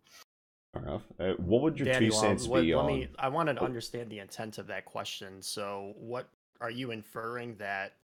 It was sort of a lead up. It was sort of for a follow-up question that I've got here, and it's sort of a question that's been built off of a lot of word of mouth through multiple different chats, not so much Reddit, but through Discords and such. Like coming from multiple people, they've said that within the For Glory Discord, it's been, and quite often has remained, towards a large amount of backlashing towards specific people or just casuals, left, right, and center.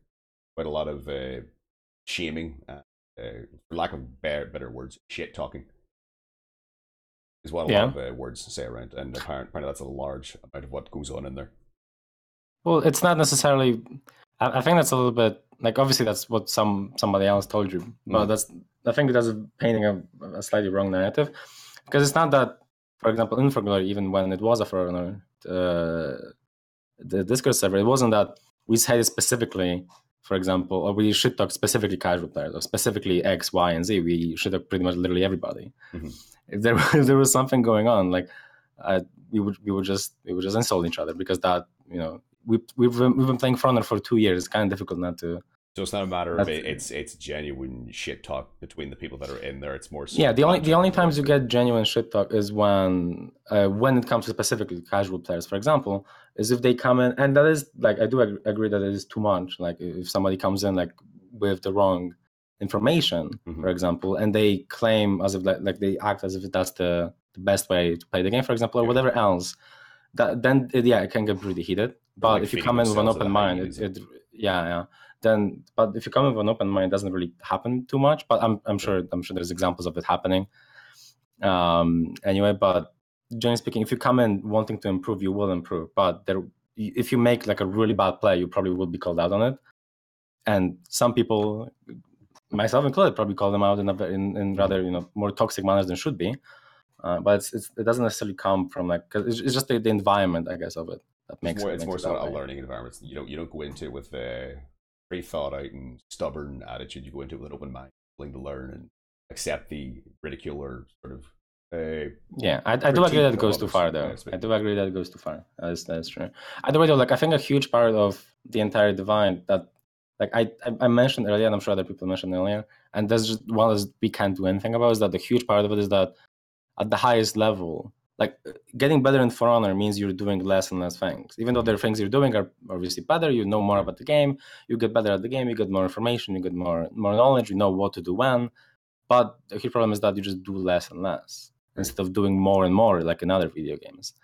That's a very good point. So it might seem. They need to do to make. Oh, that's a huge. I think that would be a very off-topic thing, because this is a huge deal that just make this is game design, things like sprinting away. That's something that people on Reddit, for example, hate, and I mean everyone hates. Very true.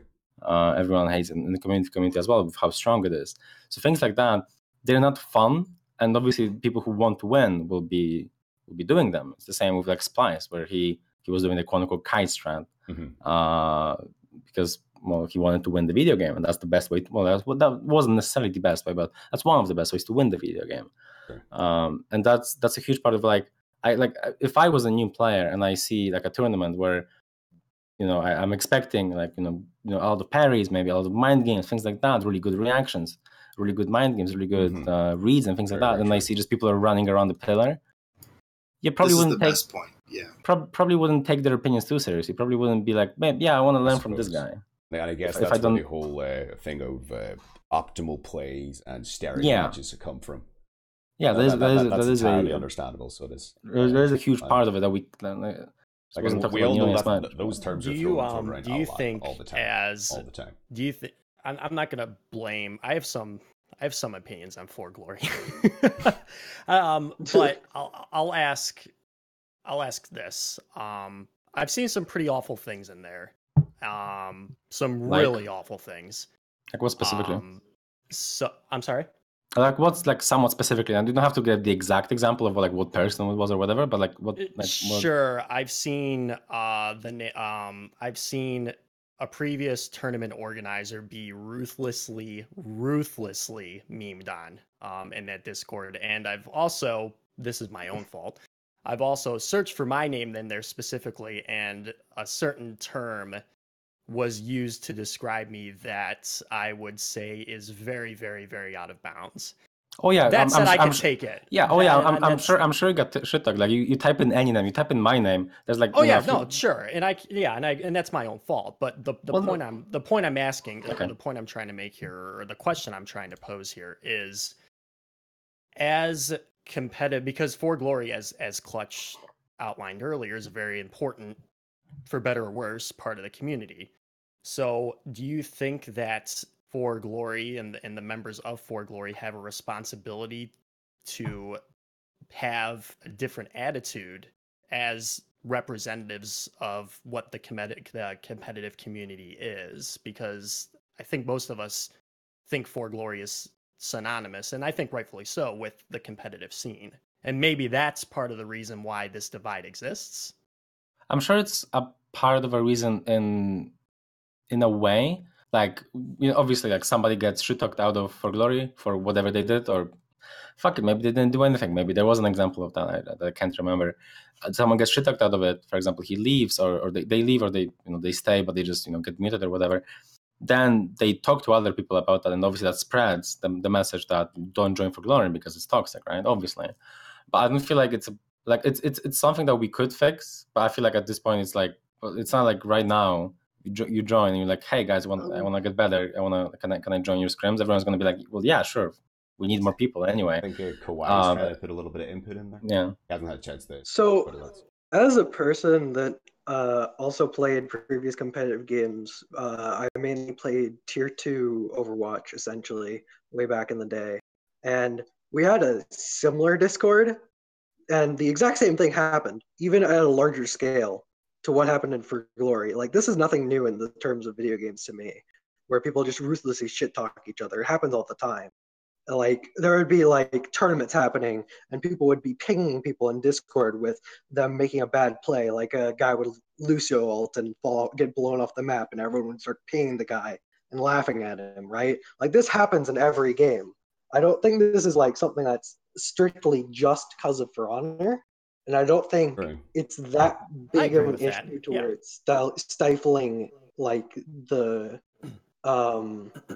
where it's like stifling the connection between the communities. True.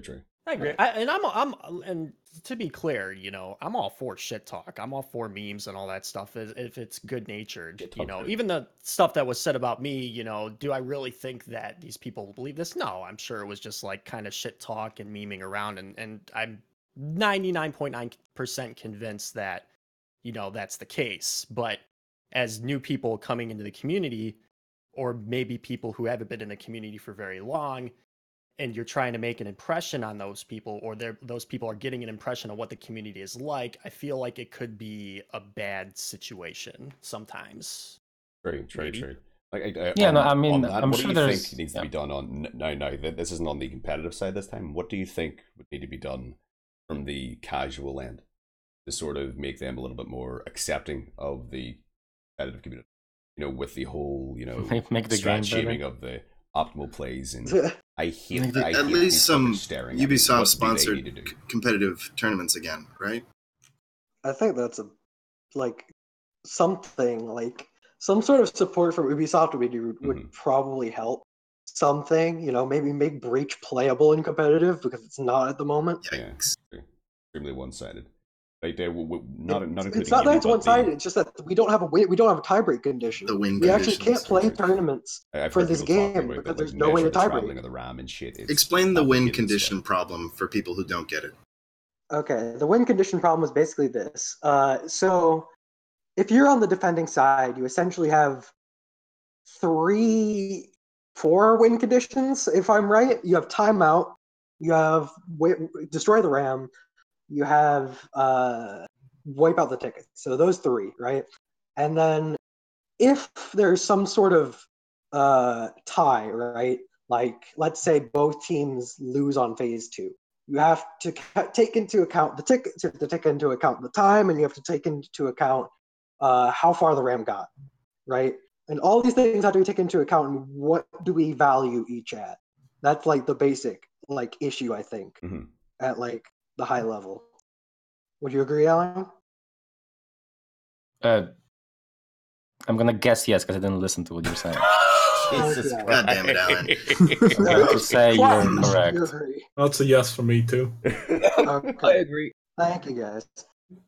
Good run, Fair though. enough. They're fair points. Good run. Like, not including Good talk. Yubi themselves, but the Good casual community as a whole. Like the people who just they don't take part in any tournaments, they don't watch the tournaments.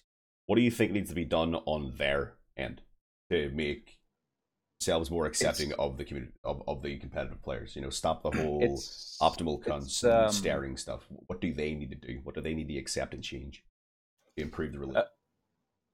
The one thing, I'm actually glad you brought this up, because there's actually somebody in your chat right now who is a perfect example of what casual players can do wrong. Please name them. Please. This Dark Silim person, he's one of these people who he heavily defends Aramusha's deadly feints, saying that the competitive players were wrong and proven wrong about like back dodge's effectiveness in like heavily reducing or nullifying the follow-up soft feints, being a good tool to avoid options.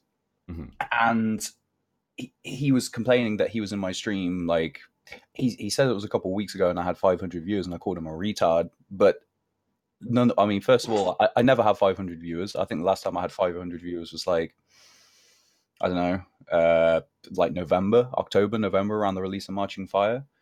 And secondly, like, yeah, I probably did call him an idiot, but I didn't call him a complete fucking retard for no reason. The reason why I called him an idiot is because no matter how many times this individual has been proven wrong, and no matter how many times we've had good players playing Aramusha, we've had someone like Weeaboo, who was one of the better Aramushan in the game. We've got a Damiak right now who's playing a lot of Aramusha.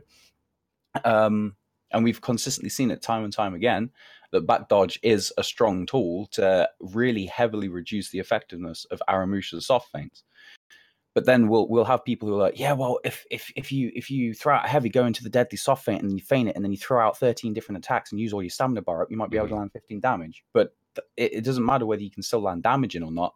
The problem is that even if you're going to land damage with the back dodge, you have to make a series of hard reads, and the damage you're going to be getting in for the stamina you cost, and also in general for the amount of damage you're going to be avoiding, isn't worth it. I get you. I feel the whole thing with it is it's mainly a whole aspect of a lack of willing to learn and adjust.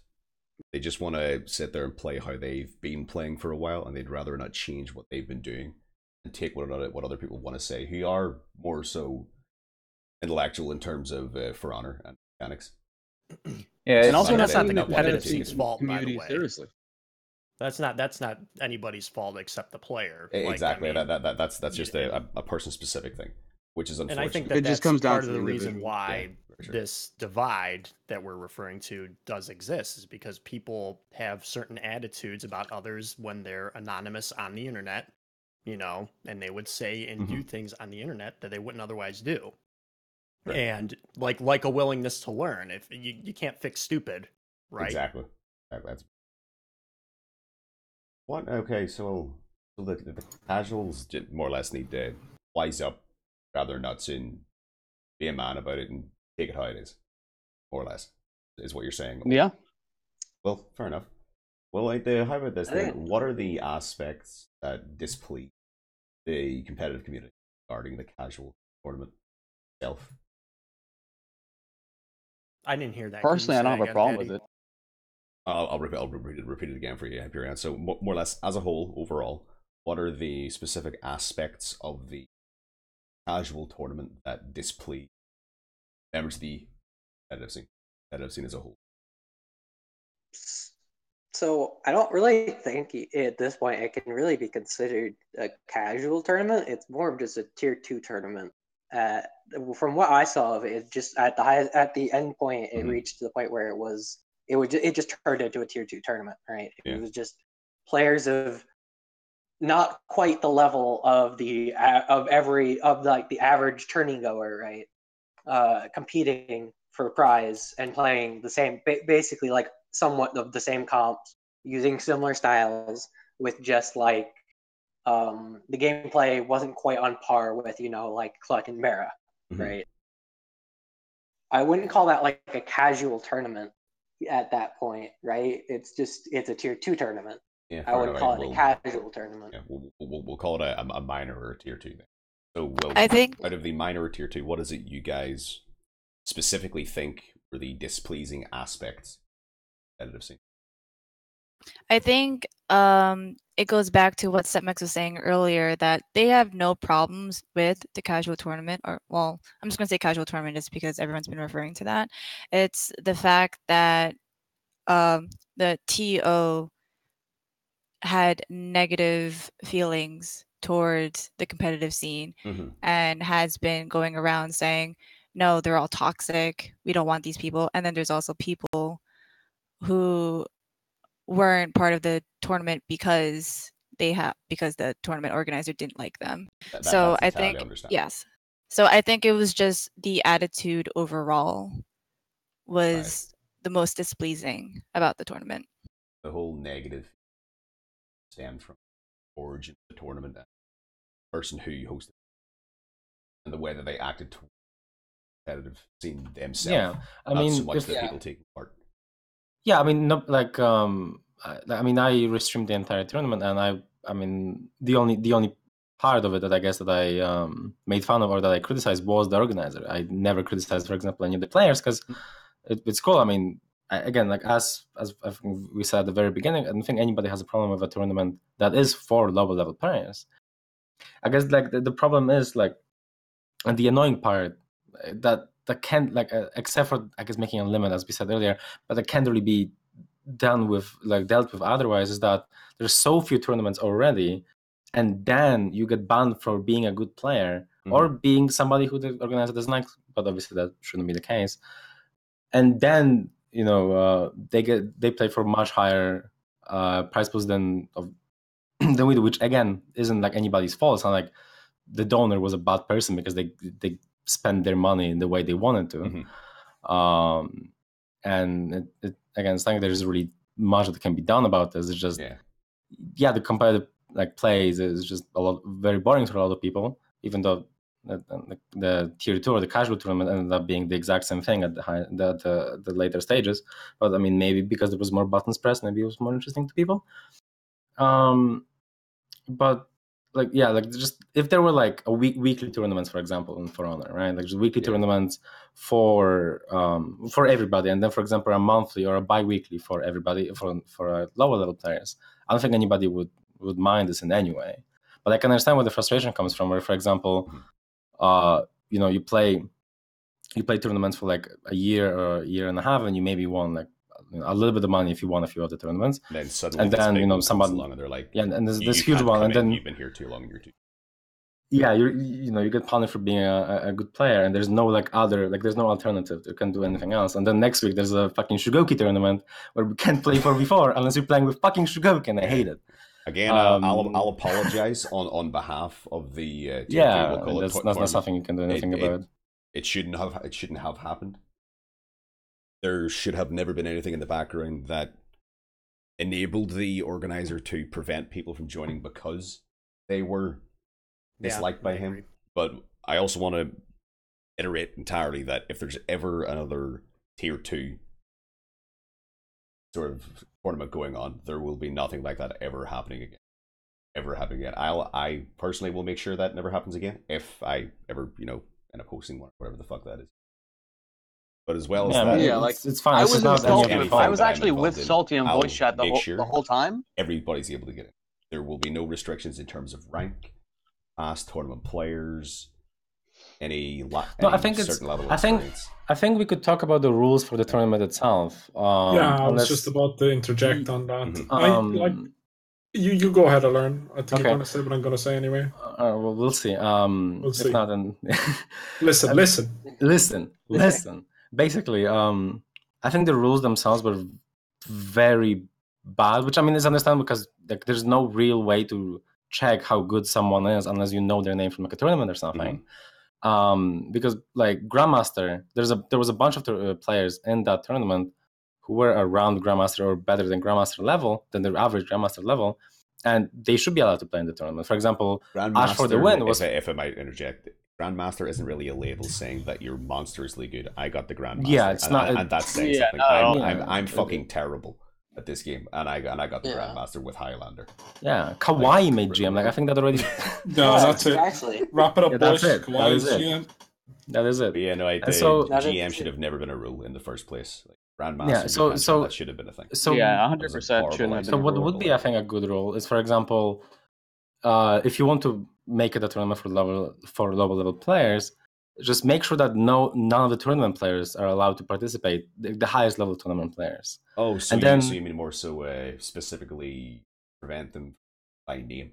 There could be what Clutch being as good as he is in tournaments he's won. Well, instead of making it by name, you could make it more easily about, for example, if you've won a tournament, if you've been in the finals. I was going to say that. I was just going to say that. That makes more sense. That makes a lot of sense. Yeah. Let the people who haven't won a tournament shine. Let the people who haven't won that tournament out. Yeah, and then the tournament would have people like Baxter, for example, who, you're GM Baxter, right? And you play 2v2 a decent amount. Which that would probably raise the level of the tournament while still keeping with the tradition, or like with the idea of making it more like less, I guess not less competitive, because I did want to join, but when I watched it, I was glad to see Rawit win because me and Spy have beaten him like every time. Whoa. That's how it felt. Casual tournament. That's just coming up right He was with his buddies. Bound this guy.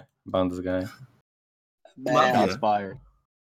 But yeah, I agree with everyone. I think it was just poorly worded, and for next time it could be something like, if you've placed in top 4 consistently and X and X, like in any tournament or whatever. So yeah, and then any tournament, obviously, like for glory tournaments or like for an arena tournaments, and make it in the last like 2 or 3 seasons. Because for example, in the tournament there was a guy named Ash for the win who was like top 20 in the Hero Series 1v1 back in like season 3, who was obviously like by himself. If he had kept the level, at least, I don't know if he did, would obviously be a way higher level player than the others.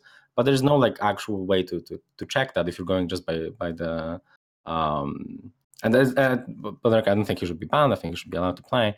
But it's just that there should be like a clear rule, because the rule was just like you have to be masters. Yeah. But then Ikudi got banned for being GM on like the first day. I think season 7, dwelling on that one specific rule a bit too much. Like we all know it was terrible. Of course. Hey, Crack, you were going to say a wee bit there, so you were. I mean, I was right. The conversation was following that line of banning previous tournament winners or tournament finalists. So what you could do is, if there was some sort of consensus on what constitutes, let's say, a tier 1 tournament. If you find what a tier 1 tournament is, you can base rules around that. This way you can discover what the level below that is, and you can draw a line. And if there's a line drawn, then pretty easy rules for who can come in and who can come out, and it's very clear. And there's also an interesting rule proposed that if you were to win this one of those type of tournaments in future, winning it resulted in not being able to play it again. That's a very good point, actually. That's a very good point. So winning it is like you're breaking the divide, sort of. Yeah. That's actually quite literally promoting the divide, I guess, preventing you from joining back into the tournament. Yeah, no, you're kind of right with that. If those sort of rule changes that you guys are talking about there, past tournament winners take part, and a certain level of tournament participant can't take part. If those were sort of implemented into a kind of tier 2 or a minor league tournament, so to speak, do you feel that that would promote the competitive scene or the tournament scene as a whole? I think it would. I think that type of tournament is really healthy for the game. For any game, I think it promotes competitive scenes in games. I think it actually develops the competitive scene to be in two parts and not just like that would eventually be considered part of the competitive scene. It wouldn't be separate. Tier 2 The tournaments more quality tournaments, like the better. a part of it. Oh, that's quite good then. So 100%. Fuck it. At the same time, though, like I feel like it wouldn't change. Like it would be a fun tournament, I'm sure, to watch, and I'm sure maybe to cast, or maybe hopefully to play as well. The most important part. But at the same time, I feel like, for example, like not to call anyone out, but the winner of the tournament for this one just said, I'm not interested in competitive, for example, right? So he wouldn't join the competitive scene, which is fine, obviously. But hopefully, like if that were to happen, like tournaments like this kept happening, then hopefully people would be interested. But obviously, not everyone who wins is gonna go. I want to go all in on comp. You know, yeah, I just want to win that one. Yeah. I've got a question here for you all, and it's actually from someone in the chat who's actually interested in getting in the competitive scene. The question is, if I ever wanted to get into the competitive scene, but I'm currently afraid to join due to criticism for my lack of experience, where would the best place be to start? Find practice partners, get good advice, and actually get genuine information on the tournaments. Like, if they're afraid to join, what should they do? Who should they go to? If they're just I think the problem is joining at all. It's very hard to get players together for because fours is considered the main mode, right? Mm-hmm. Like winning a tours tournament doesn't necessarily you can go on and compete in fours. I would love to see that a tier tour tournament with rules we talked about with fours. I would love to see that. I think it'd be awesome. But it's very hard to get into comp now. There's basically almost not enough players to go around for fours to make teams. You kind of got to get together people from MM or friends or people you play with, and just put them together and go into a tourney based off of what you can learn and put together. Into the competitive you could ask for scrims too. I mean, if you I think the best way to do is just go on Reddit. I think the best thing to do is just go on Reddit, find those tournament links, those links in like the tournament discords. Like the arena, we host tournaments, and we host all kinds of tournaments: 1v1s, 2v2s. Oh, we've hosted 3v3s and 4v4s. So like it's one of those things where if you never take that leap of faith, you're never gonna know what could happen. I say just give it a try. Right. Worst case scenario, it doesn't work out, and you move on to the next thing. Worst case scenario, Settings will call you a mean word. That's it. That's the worst case scenario. Yeah. Whoa. Oh, you're finally here. I got you, dude. So, how did you all yourselves actually get into the competitive scene? Like through your experience, how was it actually transitioning in to the competitive area from your first experience of the game being casual, moving from casual to the level you are at now? Well, I moved from really casual to comp, and casual console too at that. I mean, at the start, you're intimidated by the shit talk, right? You don't know who the fuck anyone is. Oh, of course. You don't know who's big fish in the EP and pond, you know? You don't even fucking know who's shit talking you. You don't know what this guy's talking about. You mightn't even know what he's shit talking you for because you don't know what you're doing. So, like, I mean, the thing you have to get past is no one expects you to fucking go anywhere when you come into the comp scene at the start. Mm-hmm. People literally expect you to be bad. So there's no expectations whatsoever. You literally have nothing to lose. What I did is I just entered the tourneys. I mean, you might win first. Like at the start, particularly, I was like, if I win my first match, I do not give a shit after that. You know, like pressure was off. And that's the way I looked at it for a while. But then I started winning more matches. And then I started winning more matches. I was like, oh, we're going pretty far in it for farther than I thought. And you kind of just go off of that. And after a while, you're just really comfortable with it. You don't care. You just sort of step into it with a stride as if it was just another MM match. I mean, you're just giving it a shot. Like, you've nothing to lose. It's a fucking video game on the internet. And there's some nerds on Discord shit talking to you. Who cares, dude? Exactly. Well, that's what it is. What about Clutch yourself? Because I know you've got experience in being competitive from multiple other tournaments. You've said that you've played at a relatively high level in CS, played other fighters, Mortal Kombat. I think one of the Mortal Kombats back in the day were at a higher level on some other side scroller. I can't remember what they were talking about a good couple months ago on stream. from going from those to the competitive scene of For Honor, what's the key differences of that? Is it developer support, the manner in which tournaments are hosted, or is it the participants themselves? What are the key difference? I mean, I've played in games that obviously had huge comp scenes like Counter-Strike. I also have played in games where the comp scene was even smaller than For Honors. Like, for example, DC Universe Online, it used to have a very large scene, but it died off very quickly due to just a lot of the design decisions that the developers made.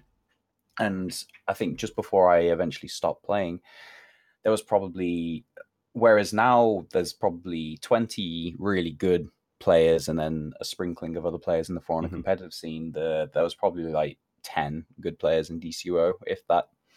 And so the tournaments ended up dying down to where there was only about 4 or 5 teams joining.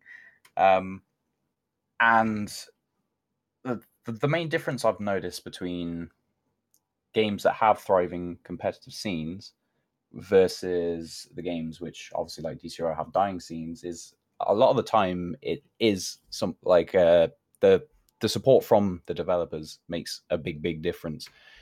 A prime example of this is I'll use DCUO as an example because it's like I said, it was a much smaller scene, so there's going to be a lot more like crossovers between that game versus like if I use Counter-Strike or if I use Hearthstone, which is another game I played.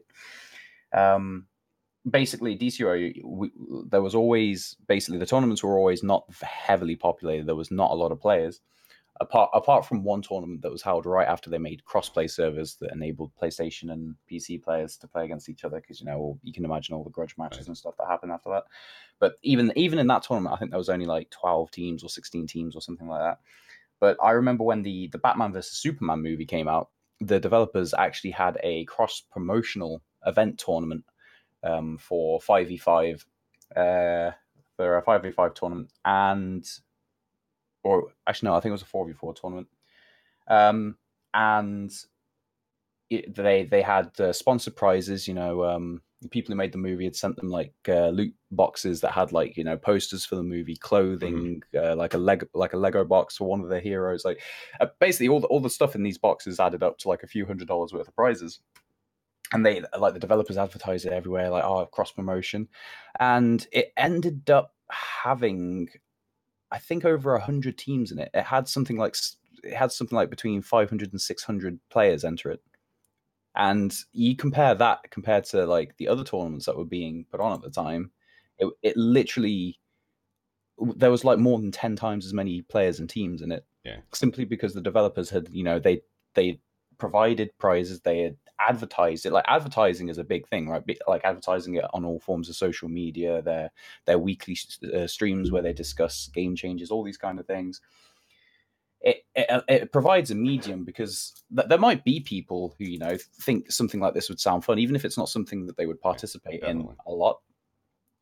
A lot of people might just not know they even exist. They might just play the game, they might be semi decent at it, or they might like to try it out at some point, but they might just not know where to go, where to find these tournaments. Sure, but if the competitive scene in Brazil, they get supported quite a lot by the studios over there.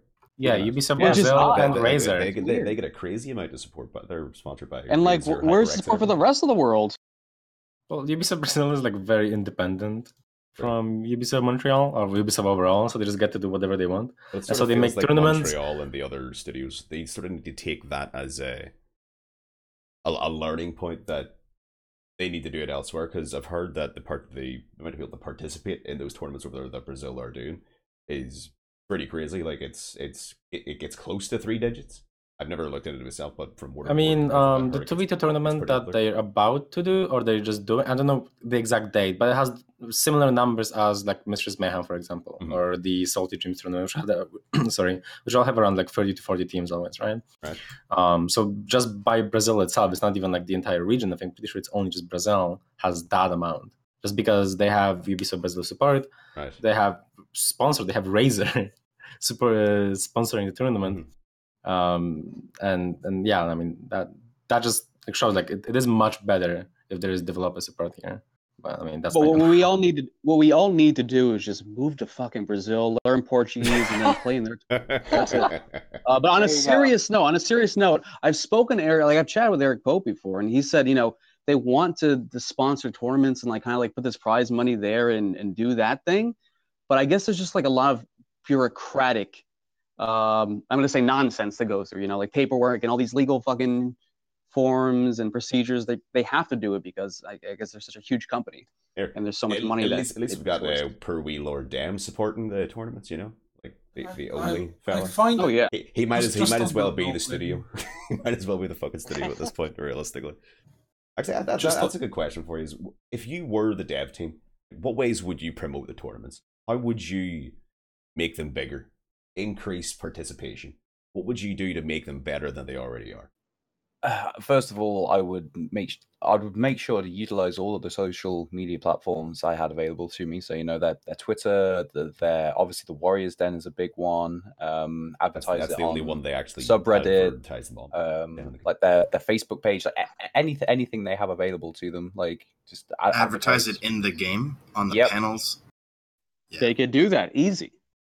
I would do like tournament highlights maybe on the Warriors Den. That could be something because I'm gonna be honest. That's a very good idea. I'm gonna be honest. I like the community corner, but for some things, but like some of it's just there's too much sometimes. You know, like I agree.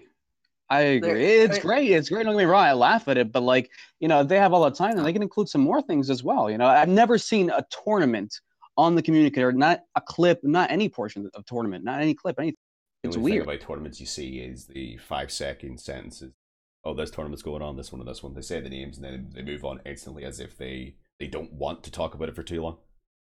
Yeah, exactly. And I appreciate that. There's not even like they might put like a panel on the screen for like 5 seconds, but there's no like Twitter shout out. There's no like there's nothing. There's not even like I may be cutting off my foot here, but they should really cut down on the memes in the community section. Oh my god, please. It's just way too... As someone who's been on the community tab quite a lot, they really do need to cut that down. It's too long. Yeah.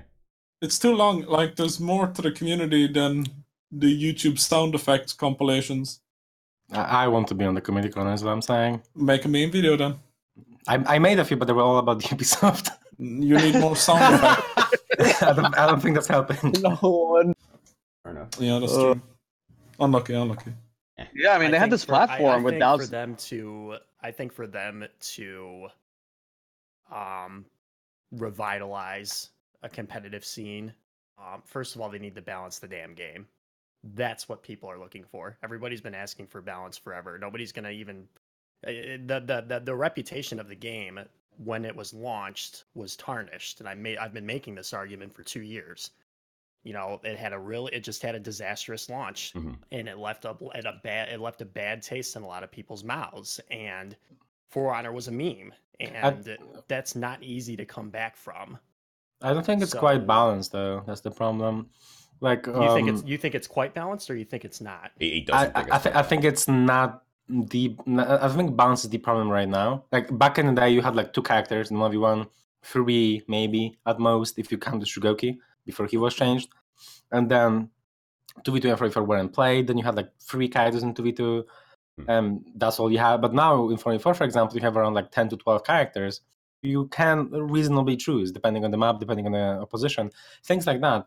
I feel like it's more about design at this point. Like so many things are unintuitive. Yeah, unintuitive. So many characters obviously are still bad, so that's obviously needs to be changed, of course. But things like unlock sprinting, like things like that need to be fixed to make it we need map overhauls as well. Yeah, obviously maps, but like just in a way so that you don't look at high of the gameplay and you're over there like being average or like mediocre or whatever your level is. And you're like, what the fuck is this? What am I looking at? Like, what? This doesn't look the same. What the fuck is what? Kind of and from speaking about a design issue, because I compare For Honor to, I mean, if you look at the really, really popular fighting games, Street Fighter, Dragon Ball Fighters, Soul Calibur, Guilty Gear, all of these games, every single one of these game modes, and I know you guys love 4v4 and that's the competitive thing, but I just feel like from a design standpoint, fighting game players look for 1v1. and because Yeah. I mean, it's evident I- with all of the popular I fighting might come in games. after this.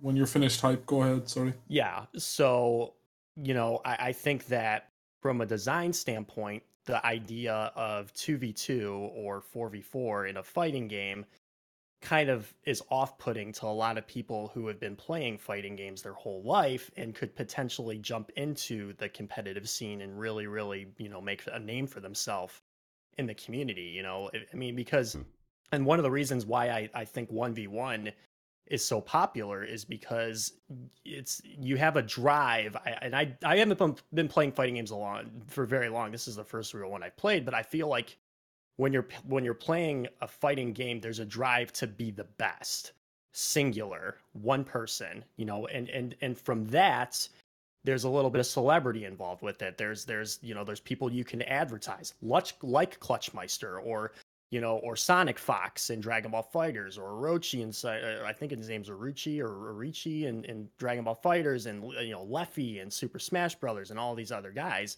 But every single other fighting game that's popular in the competitive scene is 1v1.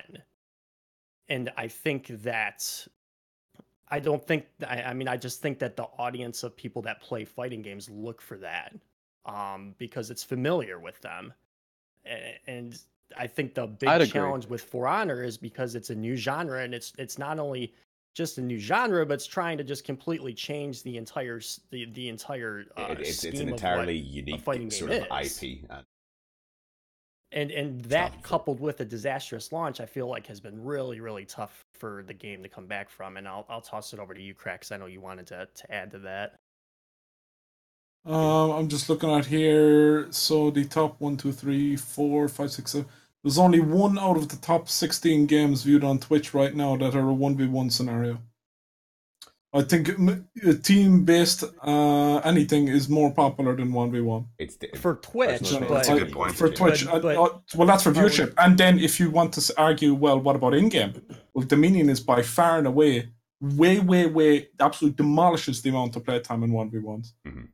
There's a trend on YouTube where 4v4s and 2v2s are being viewed more than 1v1s as well.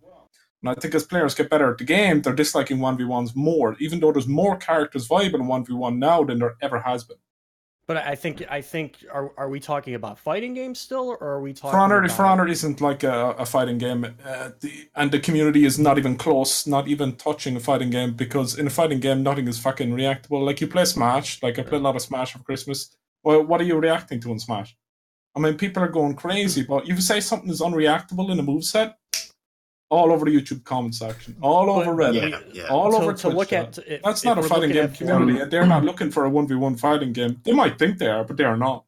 So if we're comparing For Honor's competitive scenes to other games, then what would be the most accurate comparison for that to be valid? Because when I take a look at For Honor, I think most people look at For Honor as a fighting game. So I would compare For Honor's competitive scenes and what For Honor is doing to fighting game competitive. You can draw some inspiration for fighting scenes for sure. Like you can't really compare it to anything else. It's not really like anything else out there. It's unique. Yeah, It's exactly. forming its own identity. I think that's why like hype has kind of hit like something without intentionally meaning to hit the nail on the head regarding why this game is interesting and why it can fill its own niche like in esports if it was a bigger game, is because like yes, it's a fighting game. It has fighting game mechanics, but it also takes aspects from other things, like MOBAs regarding the leveling system, things like this, and a game mode like Dominion or potentially Breach, because I mean, you could say Breach takes even heavier inspiration regarding things, like Guardian and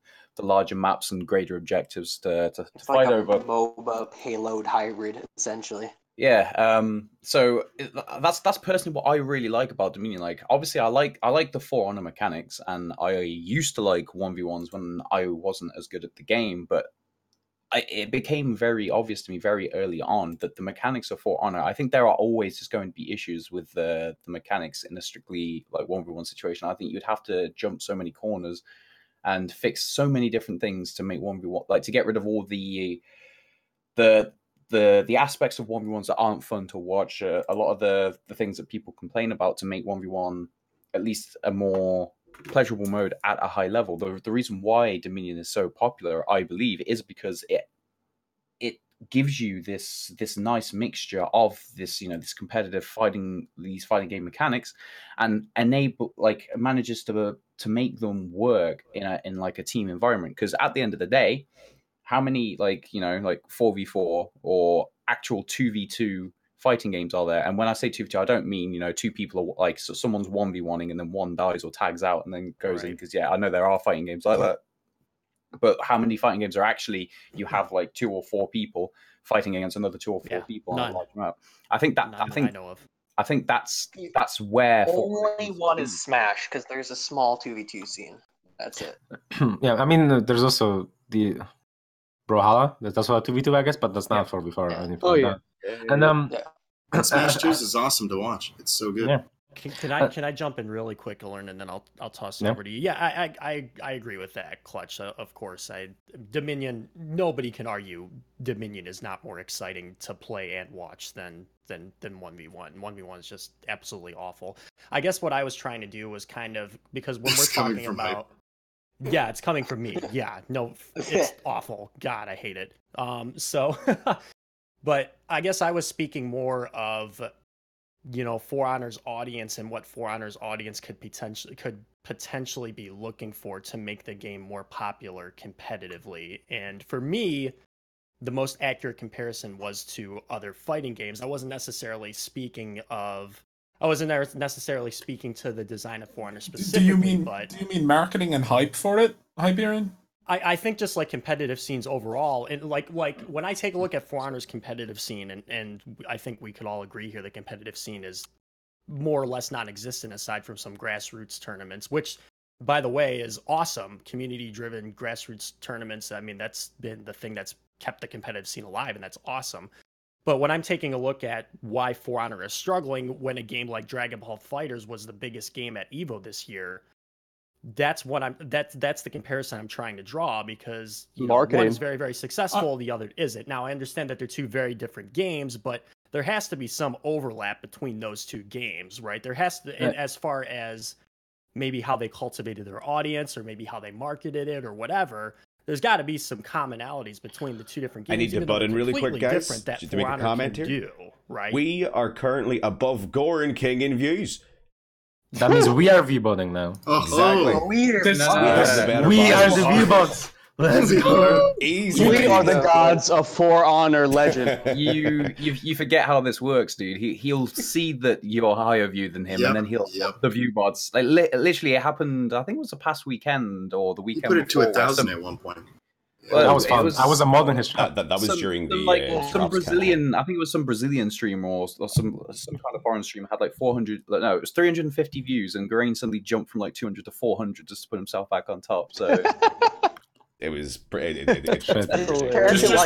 Just wait till he's moving past. Fuck the casuals versus the competitive scene. Just everybody against everybody versus Goran. Let's bash Goran. Dude, this is the For Honor Twitch community's version of Terminator, dude.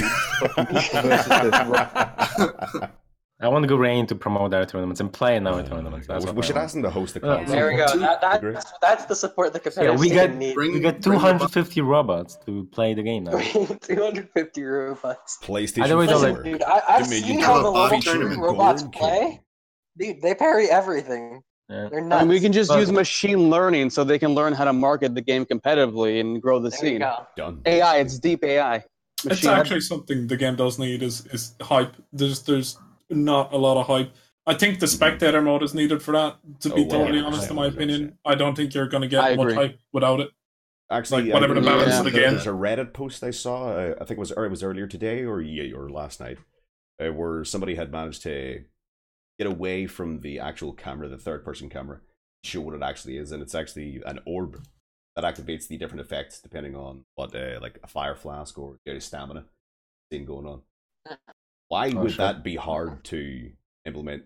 Where you could just hold it. The reason, be patient. It's a subsidiary of a multi-billion-dollar company. The only reason I can think of for not having spectator mode still is because the dedicated servers we have now are not actually dedicated servers. So in order to have spectator mode, you would have to have they would have to get servers and then change the networking for that one particular person to add them into the lobby. So they would be the only person on actual servers, and everyone else would be still in peer-to-peer that we have right now. But the slightly different version of peer-to-peer that we have right now. That's the reason why they can't just simply make it, because then you add a ninth person, and if that ninth person lags, for example, the entire game can crash or something like that, right? Or they can be, or whatever the situation would end up being. But like going back a little bit into what Hyperion said about the community, like the target audience, the demographic, and things like that. I feel like the people like the how do I say this? Like the people who wanted to play this game competitively at the beginning were only interested in 1v1. Or even not even wanted to play competitively, but wanted to watch competitively, wanted to only play 1v1. But 1v1 is garbage and has always been, and probably will be.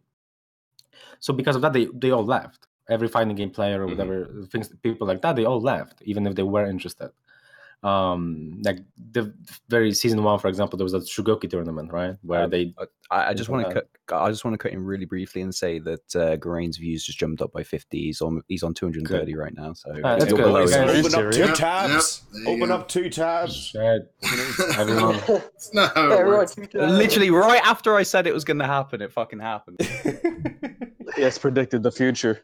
The prophecy has been foretold. He is the god of war. I think no matter how big the divide is between competitive and casual players, I think we can all agree Garain is a freaking scumbag. I hate that dude. I love Garain. I was a mod in his chat. He's a great streamer. I love him. It's amazing. Okay, I love when you change his stream title to "Please just subscribe to Alan Hagen." Yeah, that was a good time. Then I messed up and I got timed out because I posted a link accidentally. From someone. This one is directly from Lord Dem himself. Do you think having specific types of casters helps boost viewership and participation to tournaments? For example, I can't remember the name of the caster who usually does the casting for Mistress. Verbosity. Casters such as Verbosity, myself, Daddy Law, and others who you would personally recommend. Do you feel that the caster themselves helps boost viewership? Viewership, probably. I mean, first of all, like if they're a big name, then obviously like the people who usually watch that person are gonna watch that tournament at least in a little bit, and at least a percentage of those people will. And then they help production quality helps. Yeah, obviously production quality, but also they do help with viewer like if someone comes in and to a tournament and expecting like good casting, like hype casting, and they just hear me, they're gonna leave. But if they hear somebody else, like for example Clash, they will probably stick around because it is much more interesting, for example, to listen to somebody with emotion inside of their head. But aside from that, so that helps with like retaining viewership, but I don't think it helps with participation. Like just like I don't think anybody would join a tournament because I'm gonna be casted by Velocity or something like that, right? Did anybody watch? I know a lot of people here are EU, but did anybody watch the AFC Championship game yesterday? AFC. That's in the North America. Nobody. What AFC stands for? There's a reason I'm asking that. The caster on there, Tony Romo's a really famous quarterback, and he played for the Dallas Cowboys for like a long time. The reason why I'm making this point is because this guy is blowing up on Twitter with everybody saying how much of a fan he is of the game, how great of a job he did calling plays. This guy like literally predicted every single play before it even happened, and he's going viral on Twitter right now. That's the type of person you need. You need somebody who's a fan of the game, somebody who's enthusiastic, somebody who can educate the viewer in an interesting way, and let them get inside the head of the players that are playing the game, because it makes it more relatable, and that's how you get, from a caster standpoint, that's how you get people to be more interested in what they're watching. I think a more like I guess a way to put it, a gamer example was when Smash Ultimate came out. Hungrybox was casting the Smash Ultimate tournament. I assume if anyone follows Smash, that means nothing to me, but thanks. Hungrybox is a famous Melee player, so there you go. Just on your point, if we had Daddy Law and Clutch cast, I have Daddy Law and Clutch cast. That would be cool. Sounds like a good combo. That'd be pretty cool. Oh shit! Clutch would be the smart one, actually know what's going on. I'm just talking shit. I feel like Clutch will probably want to play in the tournament. I feel like that's like a big issue as well. Like most of the competitive players. Good point there that you just made, Rave. Are gonna be. What if you say for example that tournament that just passed, the tier 2 tournament? Yeah, maybe that. What if rather than just going ahead and getting one caster, like me, myself, what if instead it was people who weren't allowed to take part in the tournament? What if it was a Clutch, Barra, and Setmix, and Alern? What if those four were put as casters on 2 different streams? You guys having so much, experience with the game yourself, you'd be able to provide not only a lot of information about what's going on, but how the mindsets of the players may be changing, and whether or not you could be expecting different comps going into the future round. Such. I mean, I don't like set mix very much, so that's a no. Yeah. Hello? I don't like set That's mix. supposed to mean. All right. I was First checking if you were spectator. still here. Sorry. I mean, that'd be just toxic. Come on, dude. I can be I'm very just nice. teasing, man. Feels bad. Come on. I don't. I actually hate you, so that wouldn't work very well. I mean, I sabotage set mix in the middle of a tournament. That's true. You Hate did. verb. You did. Okay, I also sabotage set mix in the middle of a tournament. Dude, every single caster has sabotaged me so far in every tournament. I don't know, man. I'm cursed. Yeah. So Yeah, he's I'm stuck reckon that's against it. definitely a good way to go. Maybe have some tournaments where more experienced and more sort of idolized players who are extremely successful in winning past tournaments should be taken in as a caster.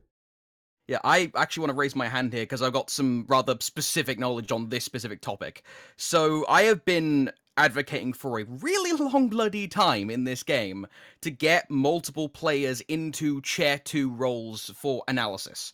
Primarily because, hopefully, there comes a point in the game where we can have maybe one Chair 1 who is like a daddy law, a me, or someone like that who is not necessarily a straight analytical person whose knowledge is not up to the par that people would expect, but who can still host and guide a commentary session or a stream in an appropriate way, and then let the players take over, because there is a lot of talent in the front pool to do commentary. It's been shown in the past between Clutchmeisters, Mistress Mayhem's done in the past, between Kawaii, between Haley, between even the drunk streams that Crack, Alern, Havoc all do Bro. together. They're completely full of Schadenfreude, Yeah, bro. but they're...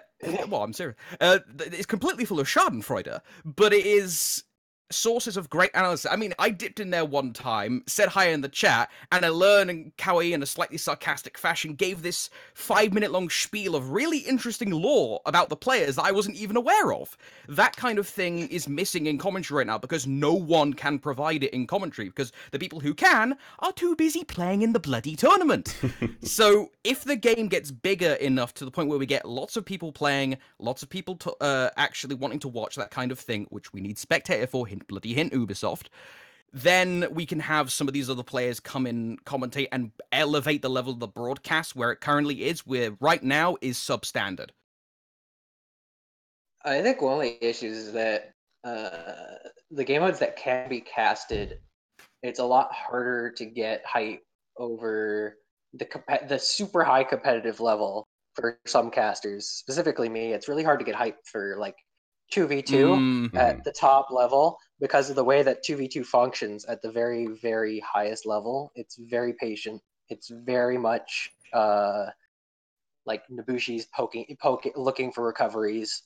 JJ's throwing out unblockables and hoping that they hit a recovery. Conqueror's looking to create some sort of initiation with a bash. Kensei's pressing the zone button. But of course, then again, that's going to come down to the caster And to keep teammates that hype covering going, each of other. course. That's true. But I Yeah, think that's where the I color think that's codes more my analysis. I think that's more my own fault though.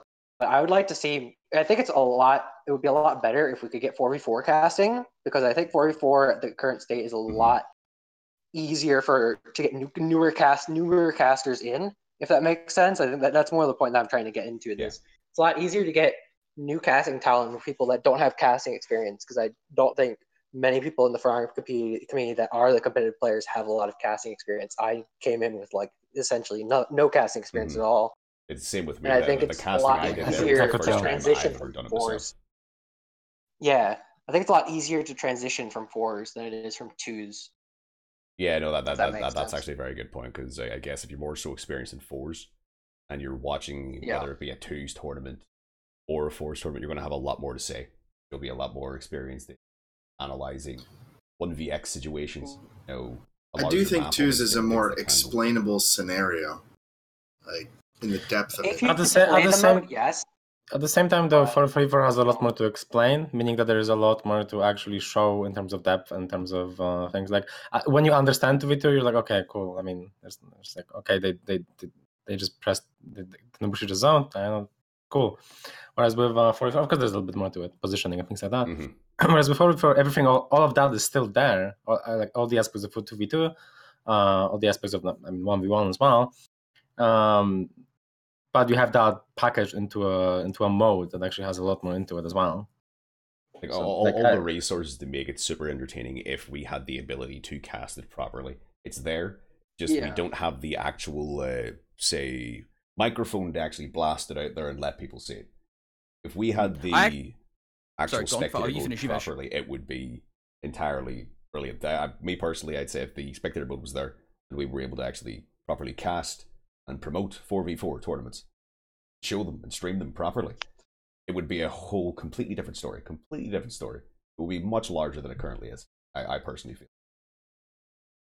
Yeah, I actually wanted to respond to something Setback said in chat, which sprung off another thing in my head. He says, if the game or game mode you are casting is inherently boring, that's probably not an issue with the caster. I think that's a bit of a duplicitous statement, because there is an element of that, yes. 2v2 and especially 1v1 is like walking on nails. It's horrible. But there are people who can make the downtime interesting in 2v2s. I only very, very recently started to make the 2v2 downtime very interesting when I'm involved by getting someone else in to help me and basically carry my ass. Between Cowie and Haley, Clutchmeister was able to do it solo. I went back and watched the WODs recently during some practice stuff, and he was able to do it because he has enough knowledge of the game, plus probably enough caffeine in his system to keep himself excited, to actually keep it interesting by himself. I can use G Fuel. Yeah, I know, right? And it is possible to do it, but at the same time, there is absolutely an element of, if the game mode is a bit dull, it doesn't help. 4v4 will have purely an emphasis on, are the commentary team and the production team good enough? Because 4v4 has so many intricate moving pieces that you can examine, rotations, any kind of feat usage, especially when we get into Breach, that almost turns into MOBA-like commentary with lanes, a neutral jungle boss in the form of the Guardian, that kind of thing. There is a lot less potential for it to get boring, but it is not all necessarily on the mode. That would be a very, very easy just to give the casters a free pass by saying, oh no, it's not them being boring or not doing their job right, it's all on the mode. Yeah, to a certain extent. I've always been interested in casting tournaments. I've casted a ton of 1v1s, 2v2s, and 4v4s. It's just, with my work schedule, I work often on the weekends, and I can't always do so, which is shitty to me. I want to do it more, but work, supporting a family, etc., etc. Ravelord and Barra, you guys have been in here, but I don't think you've had a chance to sort of say your piece on some of the topics that we've been putting forward and speaking on. If you have any comments you would like to make, you can have a chance. I'm just lurking right now. Playing at the same time. Easy. Thank you. I don't have anything else to say as well. Oh, you're just here. Wow. All right. They're not pressing buttons right now. Great. They wanted to feel part of the crowd, dude. They felt that. Destructive. Setback, you want to say anything? Yeah, Setback, I want to know your opinion. Setback, I want to hear on everything. Every topic so far. Mr. Montreal. Subscribe to Lernican at twitch.tv. At twitch.tv. Just twitch.tv. It will take you there. You'll find it. I'll bounce the overall conversation back a little bit, and it's based on something that you actually said, Clutch. Whenever you were talking about, whenever you first started into, you were enjoying the 1v1 modes a whole lot more. Duels were your thing in the beginning. What would you personally think needs changed in terms of the actual fighting and combat mechanics of the game to make duels more entertaining and make the game function better as a whole? Because being experienced from the release of the game and playing at such a high level, you're bound to have some insightful ideas to do fixing it. Oh, that's a lot. I can list off a few different things. Like, for example, we need like a more universal locked-on movement speed, because certain characters either like they can move so quickly that they can straight up like either distance Shinobi and or Shaolin, nullify. for example, yeah. Yeah, like they can just nullify certain like attacks or mix up simply by walking backwards, which is ridiculous. How powerful like unlocking to create distance and basically making it a lot harder for the opponent. Like not only does it make offense more difficult to do, it also looks stupid to see this character like spacking out, like constantly like spinning 180 instantly and like dropping his weapon, relocking back on, snapping back on constantly, just creates some more distance. You have things where there's genuinely a lack of offense in 1v1. There's more offense because, for example, like JJ can be somewhat offensive in a team fight, right? But he can't in 1v1. So in 4v4 there are more forms of offense, but in 1v1s, even now, like the balance is better. There still aren't characters who have overwhelming like offense that can truly mix anybody up. Let's say you look at somebody like Conqueror. He has shield bash, and for a vast majority of players, it's going to be like difficult to react to his bash.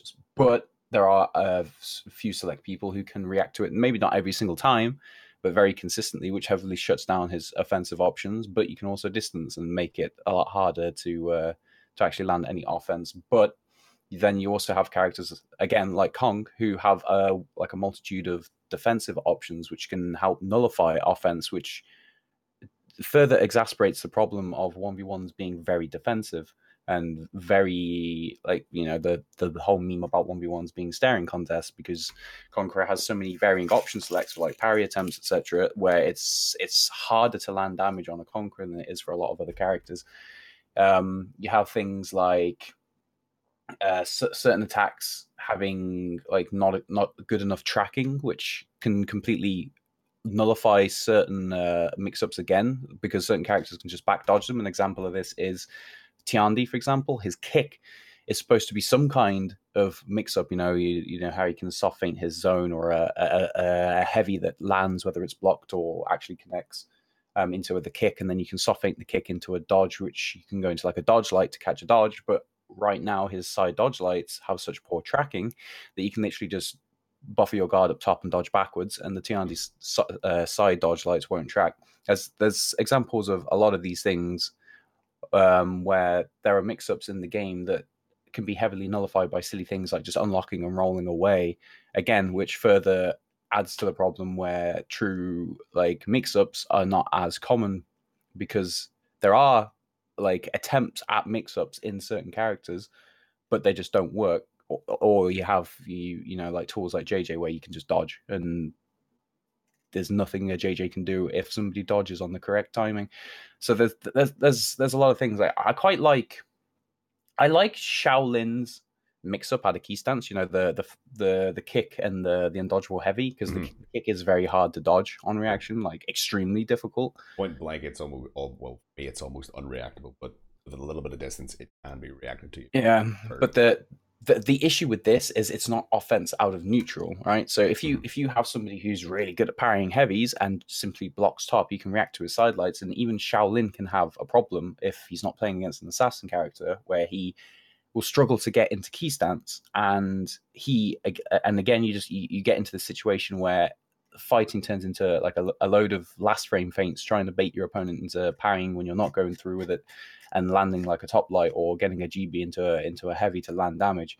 And again, that isn't particularly fun to play or to watch if you're just sat there heavy fainting about 3-4 times in a row trying to land a single top light. And if you're watching that, just watching a character do the same thing over and over again, it's an issue.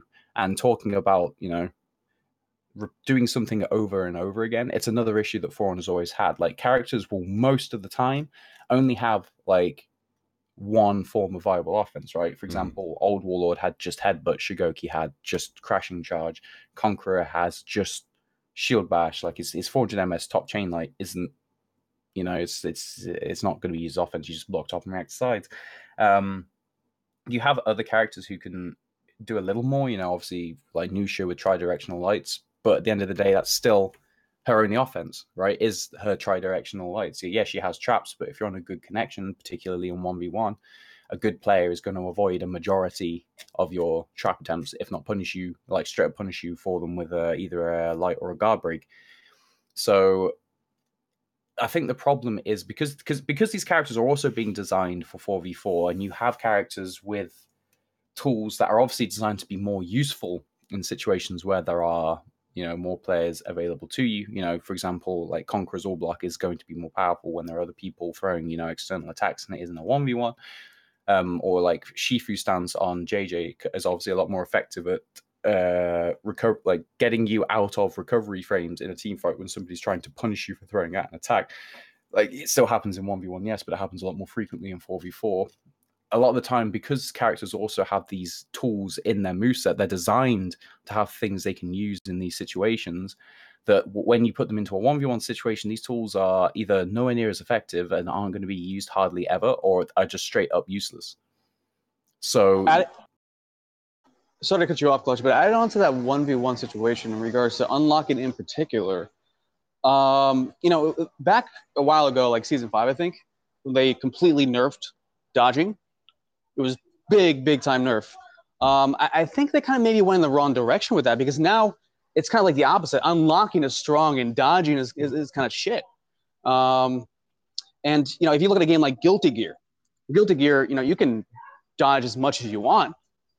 And it's pretty, far distances how far you can dodge, but they do have recovery, and it's easy to get caught, by certain mix-ups, grabs, et cetera, long range projectiles.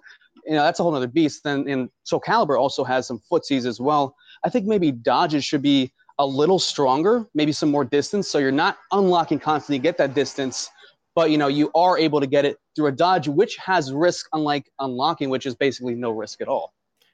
Yeah, but the issue is you can't really compare games like Guilty Gear to For Honor, especially when it comes to dodging, because one's a 2D fighter on a very small fighting field. You can't run away from people. For Honor has very large open battlefields where if you make dodging stronger, and like any attack that doesn't have like an undodgeable property or insane tracking is going to be completely nullified, which is what we've seen in the past. For example, characters like Peacekeeper, who had, I think, the strongest back dodge that's ever been in the game. She could literally just back dodge, like just sit at a particular distance, and as soon as she saw, like, say if she was playing against a Warlord, who was one of the other top tier one, like one of the only other 1v1 characters at the time who could actually be relatively played, she would just sit at a certain distance and just react to any movement with back dodge, and there was nothing a Warlord could do. You couldn't land a guard break on them, you couldn't headbutt them, you couldn't land a zone attack on them, you couldn't like dodge forward and land a zone attack because you'd recover in time, you couldn't like do a head split leap to catch them because again they'd recover in time. And this also is a problem when you're in teamfights or outnumbered as well, because that's another reason why Peacekeeper used to be such a pain in the ass to try to gank, because she would just have this 500 MS long range back dodge, which she could use to consistently create distance, and then she could just hit you with a zone as you're trying to dodge forward, because not every character could block on a particular side when they dodge forward. Characters like Conqueror, like Kensei, etc., or Assassins. So, like, yes, I can see where you're coming from. You wish they had nerfed the unlock instead of like dodging and kept dodging as a thing, but dodging was far too powerful in this game. And I think the only reason you're seeing unlocking to kite right now is because back dodge was nerfed. Back dodge was better than unlocking to create distance, but right now, unlocking to create distance is effective, and it's the most effective way of like creating distance for the vast majority of characters in the game. And I think it's going to be difficult to make dodging powerful in this game without just enabling characters to completely nullify mix-ups or completely avoid offense altogether. If you allow characters to have really powerful dodges in a game with such wide open battlefields and obstructions like pillars, like the fucking coffin on Temple Garden on A. One of the main issues with For Honor is points. They're just so bad for 1v1s, and 1v1 maps in general are just so bad. Like, the best map in the game currently, I'd have to say, is like Pit, and that's it. There's only like one good map, and it's still too big, I think. Like, every 1v1 map in the game is gigantic. Yeah, the rest of the arenas are gigantic. The shard maps have too many obstructions. There are too many corners. There's Temple Garden, which is just AIDS. Just like all these maps are just so bad. There's Canyon, where you have the trapdoor.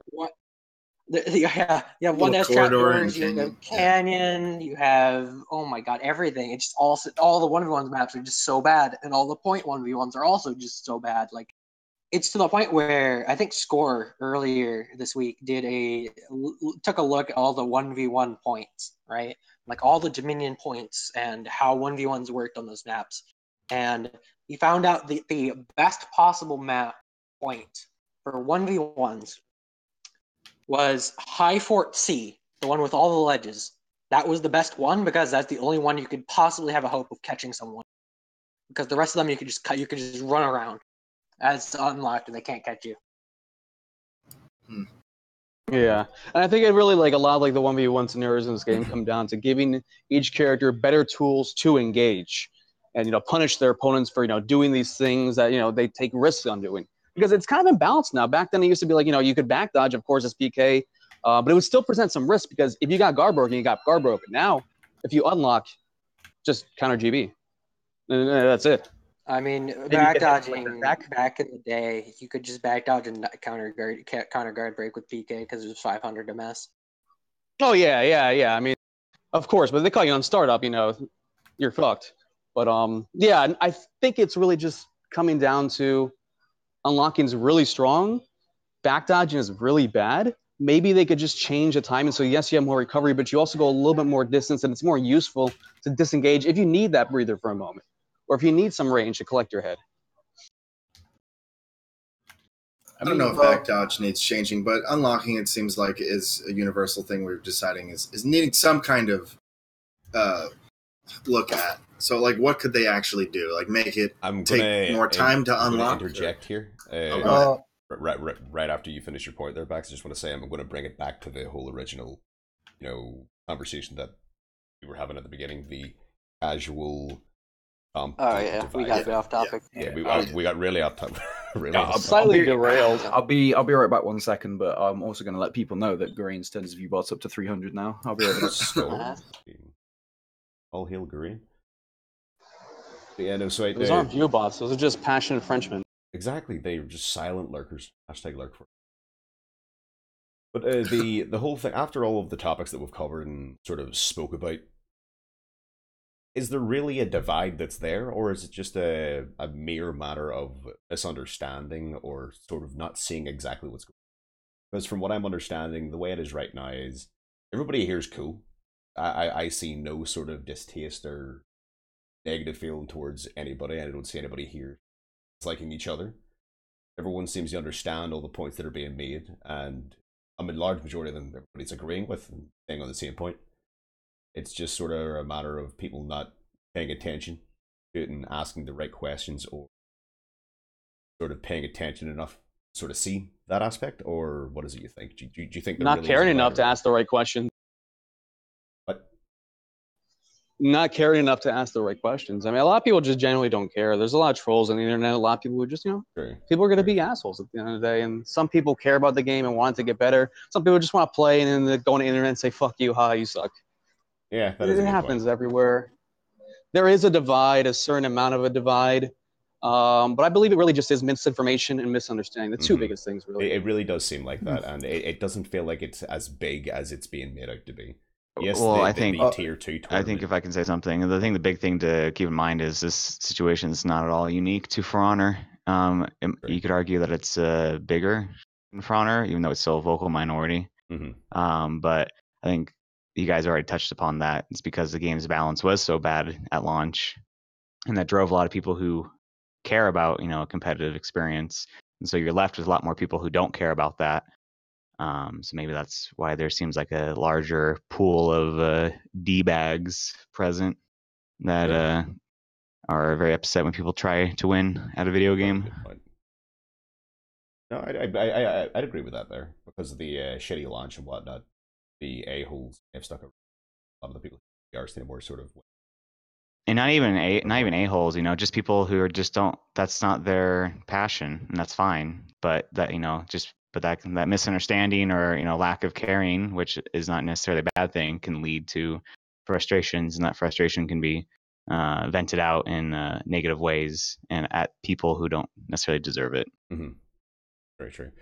What do you think that the main shortcomings are of each end of the spectrum in terms of competitive and casual? What are the main key things that are causing people to think that they're divide? What is it that's making people say the comp scene are filled with toxic assholes, and what are making other people say the casual scene is filled with just dumbass shitlords that have the IQ of a brick and don't want? I think unintentionally, for the most part, a lot of it just falls in the laps of people who are made the game. It's a really interesting phenomenon where how a game is implemented and the balance and how the company interacts with the online community can like form certain common ideas and trends among that community, and a lot of it's like really hard to like understand how that's going to form and what decisions cause what opinions become popular. So I'm not saying like USF intentionally made the divide, but like I said earlier, like the poor balance, like that drove a lot of people away who care about a balanced competitive game, and so you're left with less people who care about that, and so you have more of a prominent voice to people who don't want to try really hard and be competitive, and so they get frustrated when they deal with that. And because the game's balance was so skewed towards being defensive and playing very in a boring way, especially in 1v1s, then obviously that's going to cause a lot of frustration, and those people are going to want to make their voices heard. So in an unintentional way, I guess like the game itself caused this kind of divide, Yes, and people will be very, people on very the good internet. point. Like you said, they're due to the amount of people leaving because of the per launch. It kind of makes everything that does happen within the community highlighted. Everything seems a lot bigger than it really is. Like if this was compared to some drama that happened in Smash, something in terms of scale, this would, I guess, be seen as almost nothing in terms of the population of the game. And if the actual population of the game was brought into question, this would just be seen as a joke in a kind of a way, I suppose, in terms of popularity of the game. If it was bigger, I guess a much bigger sort of the focus would be on sorting it out. But right now, as it is, people hate each other. Just wise the fuck up and pussies, I guess, at this point. Realistically, is what it is. Clearly, pretty much everyone's more or less extensively understandable from what I'm gauging from this whole podcast. Everyone's chill. No one's a genuine d-bag to be a d-bag. Well, I've only been here for a little bit, so. Oh yeah, but you're set back. You can like read the future and shit. So that's true. I think there's there's like a weird phenomenon that happens, especially I notice it, right, when you go into like matchmaking as a high level player, where players will blame you as the person that's doing it for what is seen as scummy tactic. Mm-hmm. When that's not the case, it's the mechanics that are implemented by the devs. It's not your fault for playing that way. Yeah, I feel like less people need to put more responsibility on the devs for just how bad things are. So like, I play the worst designed character in the game, right? I play Shinobi, and Shinobi's design is horrid, right? It's so poorly designed. It's so bad, and everyone hates Shinobi, right? I hate Shinobi. It's so poorly designed, but I want to win, so I'm going to run around, and I'm going to unlock, and I'm going to slide you, because that's just how the character is designed to be played at the highest level. Is that my fault for doing it, or is it the dev's fault for creating such a poorly designed hero? Not your fault at all. I mean, we could go back to something like Flicker Zone or parrying with Zone. Like, the devs never came out and said, you're allowed to do that. There's plenty of people who, if they see you doing it, they'll report you for exploiting. Like, it's the devs need to come out and say what's the conk charge heavy parry, where you aren't guard breakable at all, and there's no punish whatsoever. Or Highlander, Highlander has.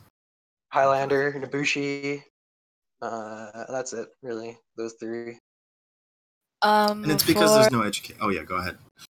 No, it's okay. I think what I was going to say kind of touches upon what you were going to say, Bax, but I don't really browse the subreddit much because it's annoying. But for those who do, It's just annoying. I have other stuff to do. But for those who do, are there some videos that maybe players have made to show, like, for example, what you can do with Shinobi?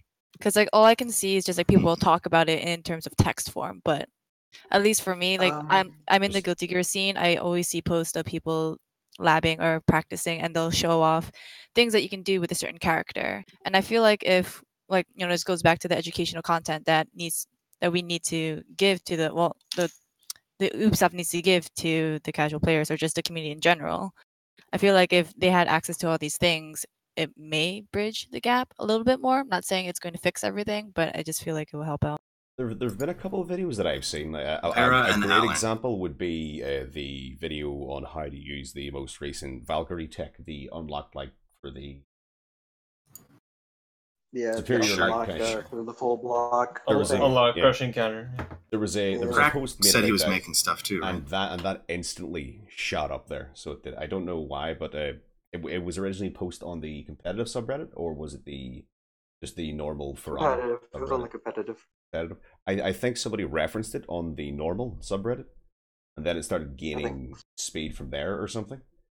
But what I feel is that it's again that so-called divide that's there. A lot of people don't go over to that, go to the the competitive subreddit, because they fear if they comment on something and they're wrong, whatever, they're going to get flamed or called out for it.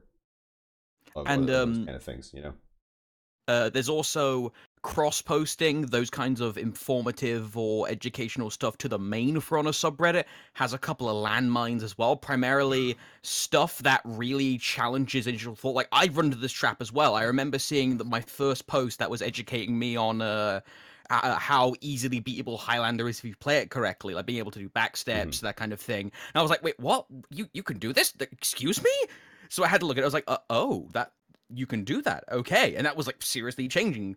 But then that kind of thing often takes a lot of study, and you've got to think about that kind of thing, and that's not easily digestible content. Yeah, so unless you can do the long dong 100 style of content where it is quick edits with video, like famously the back and forth rallies of is Aramusha good or not on r/competitive For Honor happen, of like, no, here's this thing, counterpoint, back forth. They did that with really short videos with text on the screen.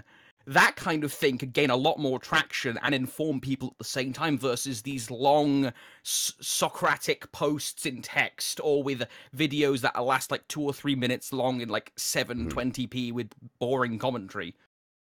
I guess it's a matter of the quality of the content that's being provided educationally. And unfortunately, we also have freeze. I was wondering about the reference freeze. Freeze super informative. We had people who were high-level players work with freeze to make educational content on how to win at a higher level. That might multiple people that we know have taken part to help him. I've helped him, Hyperion. You, Bax, yourself have helped him out.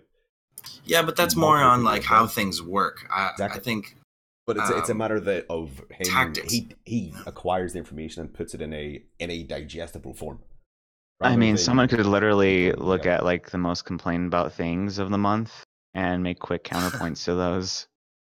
I really like short Barrick's form. recent videos. Yeah, Barra. Barrick, he just did some recent videos where it's like 30-something tips for each hero, something like that. It's like 30 one tips to tip get for one tip for each hero. That's it. Yeah, exactly. Like, and even that was little super things like short, that help so much. digestible, and good. It was. Thank you. Of course. Keep it up, Baron. Thank you.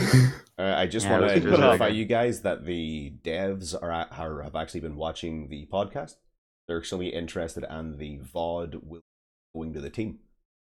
Ooh! Oh, really? I was wondering about that. I thought they would be watching. So say hello, I guess. Ooh, we got Buffalk.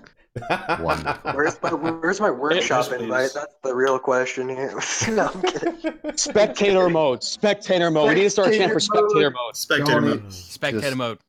Spectator mode. Spectator mode. Spectator mode. Is Goran's VOD going to them as well? Because I feel like that's really important. Goran That's King is an really important hacked fella here. together. We do love Spectator Goran. mode. Just hack it together. Like, All Absolutely jokes aside, I do want to say, other than, obviously we do want all these things. Well, we're still super appreciative of the devs putting in the work that they've been doing. I mean, like Absolutely. the game has To still come be a working on the long game. way. Yeah. Exactly. really The game has. has been coming a long way for the past 2 years, and I know for a fact that there are a lot of good things that are coming this year for the. So. Oh yeah. Thank you guys. We really all appreciate you. And you know, there's been like a lot of like shit talking to like the devs throughout the community, and like I see it all the time on Reddit. Like it's happened. But at the end of the day, I think that we all do appreciate you and how far the game has come since season 1 with no dedicated servers. You know, things were kind of like a mess back then, and now things have cleaned up quite a bit. And I mean, I really think that the sky's the limit, and you know, if the cards are playing the right way, it can only get better from here. Yeah, it's clear to see the amount of effort that the devs put into it. Clear to see how much they care about, and the game, like you said, it's developing, going there, and their rules that are in place for hero design advancing. And it comes expected with a sort of, I say new in quotations because there's no game out there like For Honor right now. It's its own IP, sort of, and kind of hard to nourish something that's one of a kind in a way. You know, but they're doing a great job. Oh, I've just noticed that Endervex, you're here. Is there anything you'd like to input into the conversation or the podcast or what? I don't think I've had a chance to. Not at this time, no. I thought I might be able to contribute, but it seems not. Conversation kind of fell into a lull. No. Is there any questions or comments that anybody would like to put forward? Because I've run dry from the box. Vera almost said something like 5-10 minutes ago. Yeah, he tried and I cut him off. I mean, it was about a certain topic that it's not here anymore. You were saying something about what divides casual community and competitive community. I think that was the topic. That was a topic a while ago. So, like, what specifically? What specific aspects that you feel? Yo, could we get subtitles for when Barrick talks? Oh man. Yeah, but no, the specific aspects that you feel cause the divide or insinuate that there is a divide present. I mean, I think it's because casual players are just sometimes so ignorant to techniques that we always like display. Mm-hmm. Like, let's say, for example, the best example is ganking. Everyone thinks it's easy. Everyone doesn't know how to do it. Everyone thinks it's simple and just doesn't think twice about it. And look what happens in matchmaking. Everyone just spams heavies, just feeds revenge, and nobody likes that. Like, I say this a lot. People are very ignorant to simple techniques. Like, even things as simple as a berserker being nearby, it's almost common knowledge now to where if you have a berserker and you guard brick, you expect that berserker to do the zone, and you can almost with almost all heroes just throw it at top heavy and get and the Shaolin has the triple light in the same way. Exactly. It's almost, you can almost easily tell what is guaranteed just from the animation that's going on. You see a zone from a lot of heroes, someone being staggered. It's kind of common sense at this point with being in the game for so long to know what to do. Here's another example. You want to say something, Sebek? Yeah, just really quick. I'm going to object to the common knowledge thing. I don't think I've ever been allowed to do the triple delayed light in solo matchmaking. No. Nobody knows that one. Nobody knows that one. Another example is Highlander. Everyone complained at one point for Highlander 50-50. It's so OP, 40 damage, blah, blah. Even though you can literally dodge all it every time.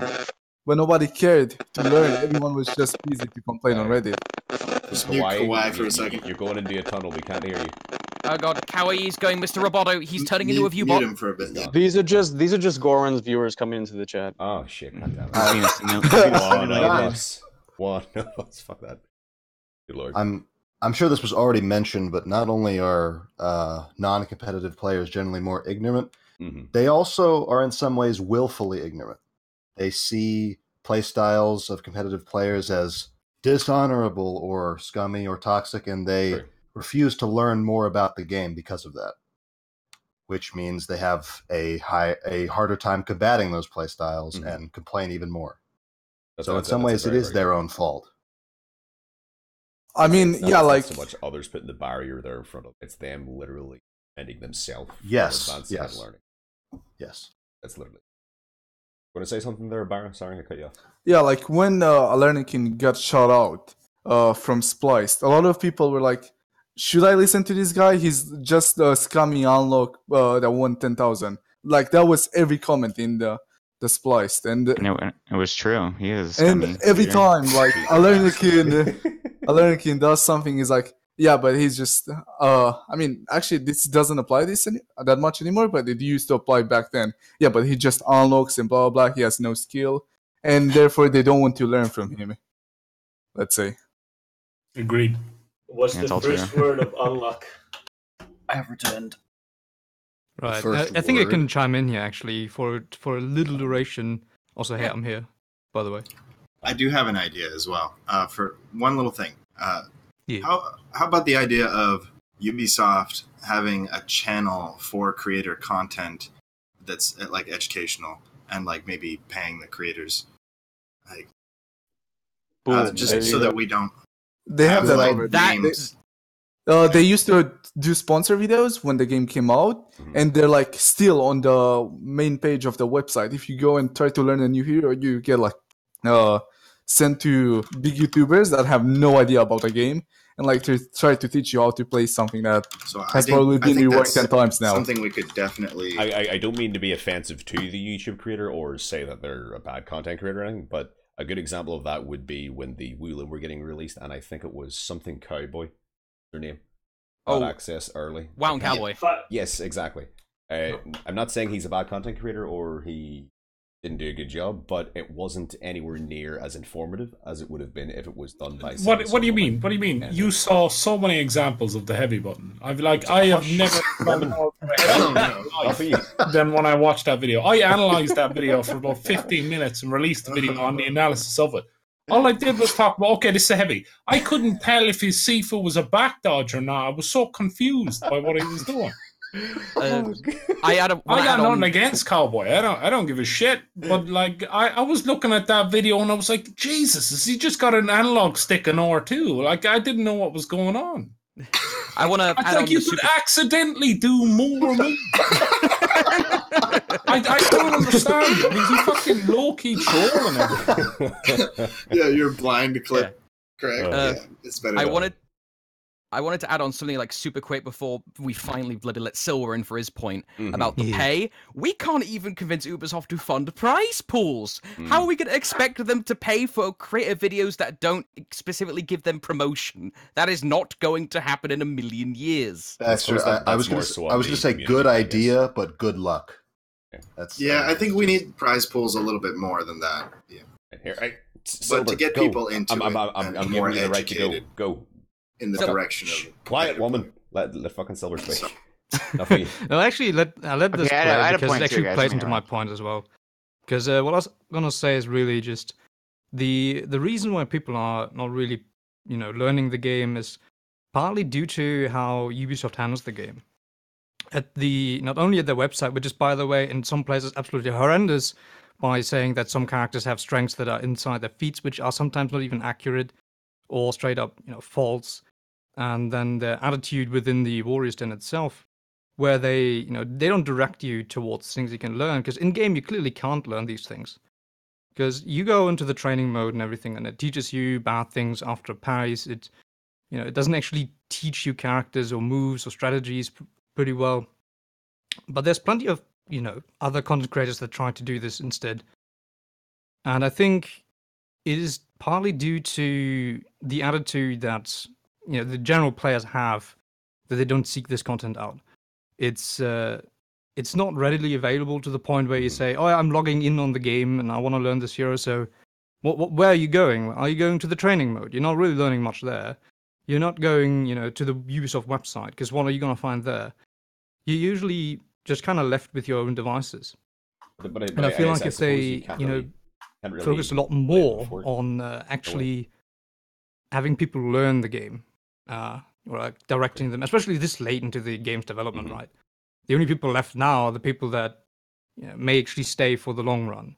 Yeah, but I guess that sort of mindset has developed in the manner of them not updating the actual educational content that there is there, and there. I mean, the most blatant thing actually is the Dominion mode. To be quite honest here, there's so many people that I see in matchmaking, and I matchmake a lot, that don't even know what to do when they're in Dominion. They just kind of run off and do whatever.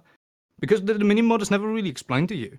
You just kind of, the game tells you this is the Dominion mode. There's a minion lane, there's 2 other points. You can capture the points, you can boost the points, you can kill the enemies until you reach 1,000 points and then you win. But there's legitimate strategies, and actually it can get quite in-depth, which is also why it's the most popular mode and competitive. Because there is so many ways it can go, and there's so many things you can do wrong. And, you can win a game pretty late into it by doing the right moves and just clamping down the situation. And these things are not really taught to you by any source of information that you can just readily available. You can't go to Reddit and have like a library of videos for characters, modes, and strategies. You just kind of have, what was popular in the last couple of days. And that's about it. And the Warriors Den doesn't, help you because it's just a weekly show. And then you have the website that is severely outdated. So there's no real way to approach getting better at the game. And a lot of people, I think, just don't think they can improve anymore because there's no such information. Who's the best source of information like that in terms of what to do in big game modes is, like, currently, in my personal opinion, Twitch community itself. Like, Clutch is always queuing up with a skillful team, or solo queuing, unfortunately. And they know what to do. They rotate properly, and especially whenever you're in voice comms, like crack and all. They flat away like that. Just know what you're doing and shit. They, like those voice comms alone, how they rotate, taking mid, clear mid, hold C, stall, even those terms alone come, word of mouth, they come natural to you because that's how the game mode should be. And just by watching those streams alone, people who play Dominion, not just religiously, but as a majority of their content, it's educational as hell, and it helped people out a lot, and I think a lot more than people realize. But with that being the I definitely, only thing there, I definitely and the agree Twitch there, community but being I don't so think the small, it's kinda shit. outreach that Twitch has is big enough. Yeah, right? that- If I you was look at about to say that YouTube, it's really small the amount of compared to views a other YouTube video gets, and then you compare that to how many unique viewers a large stream gets, right? Like the biggest ones out there, like you and Clutch. And they're not comparable, like by any stretch of the imagination, because people want, they want what they want to see, and they want it quick. They want it edited down to, the interesting parts. So I definitely think there needs to be more than just that. Of course, I would, yes, agree. If you want to learn any character, go to Twitch, find a streamer that plays that, and preferably one that has, a lot of playtime under his belt, and just ask questions. Or, watch him and see how, like, maybe he explains what he does, like Clutch does. Clutch explains a lot of things that he does when he's on, playing on stream. But you can just ask them. But I don't think, I can't, there's no one that I'm reaching here saying that doesn't already do that. Very, very true. Very, And that is the problem. I think that's it's literally just the core issue. Is like the game's old enough now that there's how many even new people are coming in that would find all this stuff valuable that it would actually be actively seeking it. So what you're saying is we got to put this podcast on YouTube. Possibly. Go ahead and edit it down to like 20 minutes then. Anybody got a direct line spliced? Yeah, what we really would be beneficial is if the devs could actually talk about this on the Warriors Den instead of showing shitty half-ass meme videos for half an hour. Exactly, like I was saying earlier, they have a great platform on YouTube and Twitch. Why not use it a little bit more instead of so many memes? Maybe a little bit I more think they education. lose a lot of viewers during that portion too. I think there's plenty of room to switch it up. Okay, here's the thing. So this gets brought. It's been brought up a couple times. Like, why doesn't Ubisoft do this and do this? And I mean, they don't do it because what's their benefit? Yeah. Like, can someone sell They're not that to making money Ubisoft off for of me? that. Yep. Yeah. I mean, Like, sell essentially me on cultivating all these ideas on like why, if I was Ubisoft, why would I want to do all this stuff? Like why pay would content you creators for show videos. meme videos in the same regard, to be honest? Because it takes 3 seconds, and Eric Pope likes memes. And what? Well, yeah, that. But I mean, if more people are sticking around to play their game because they actually know how to play it instead of getting frustrated, when they've only played it for like a day or two, and they're like, "Oh, I want to watch this Warriors Den and see a couple memes. Oh, that's funny." Never play the game again. Yeah, but that's the thing is like maybe more people you have these people who are playing for Honor almost no matter what, anyways, right? So they don't care about that too much. Then you have the people who come back for like the new characters, the big updates, and they're probably going to come and go within a week or two, anyways, no matter what you do.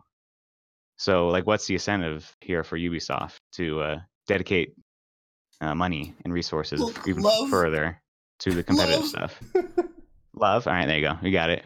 It's not Ladies even and a matter of gentlemen. money and So the community can resources. actually learn and so they can support their community. Because memes ain't doing. It's not even a matter of it being a money issue or a resource. Like, the resources are there. It's there. It's right in front of them. It's just a matter of them using. Oh their yeah, I voice know like the they're there, platform but it's like it's a business.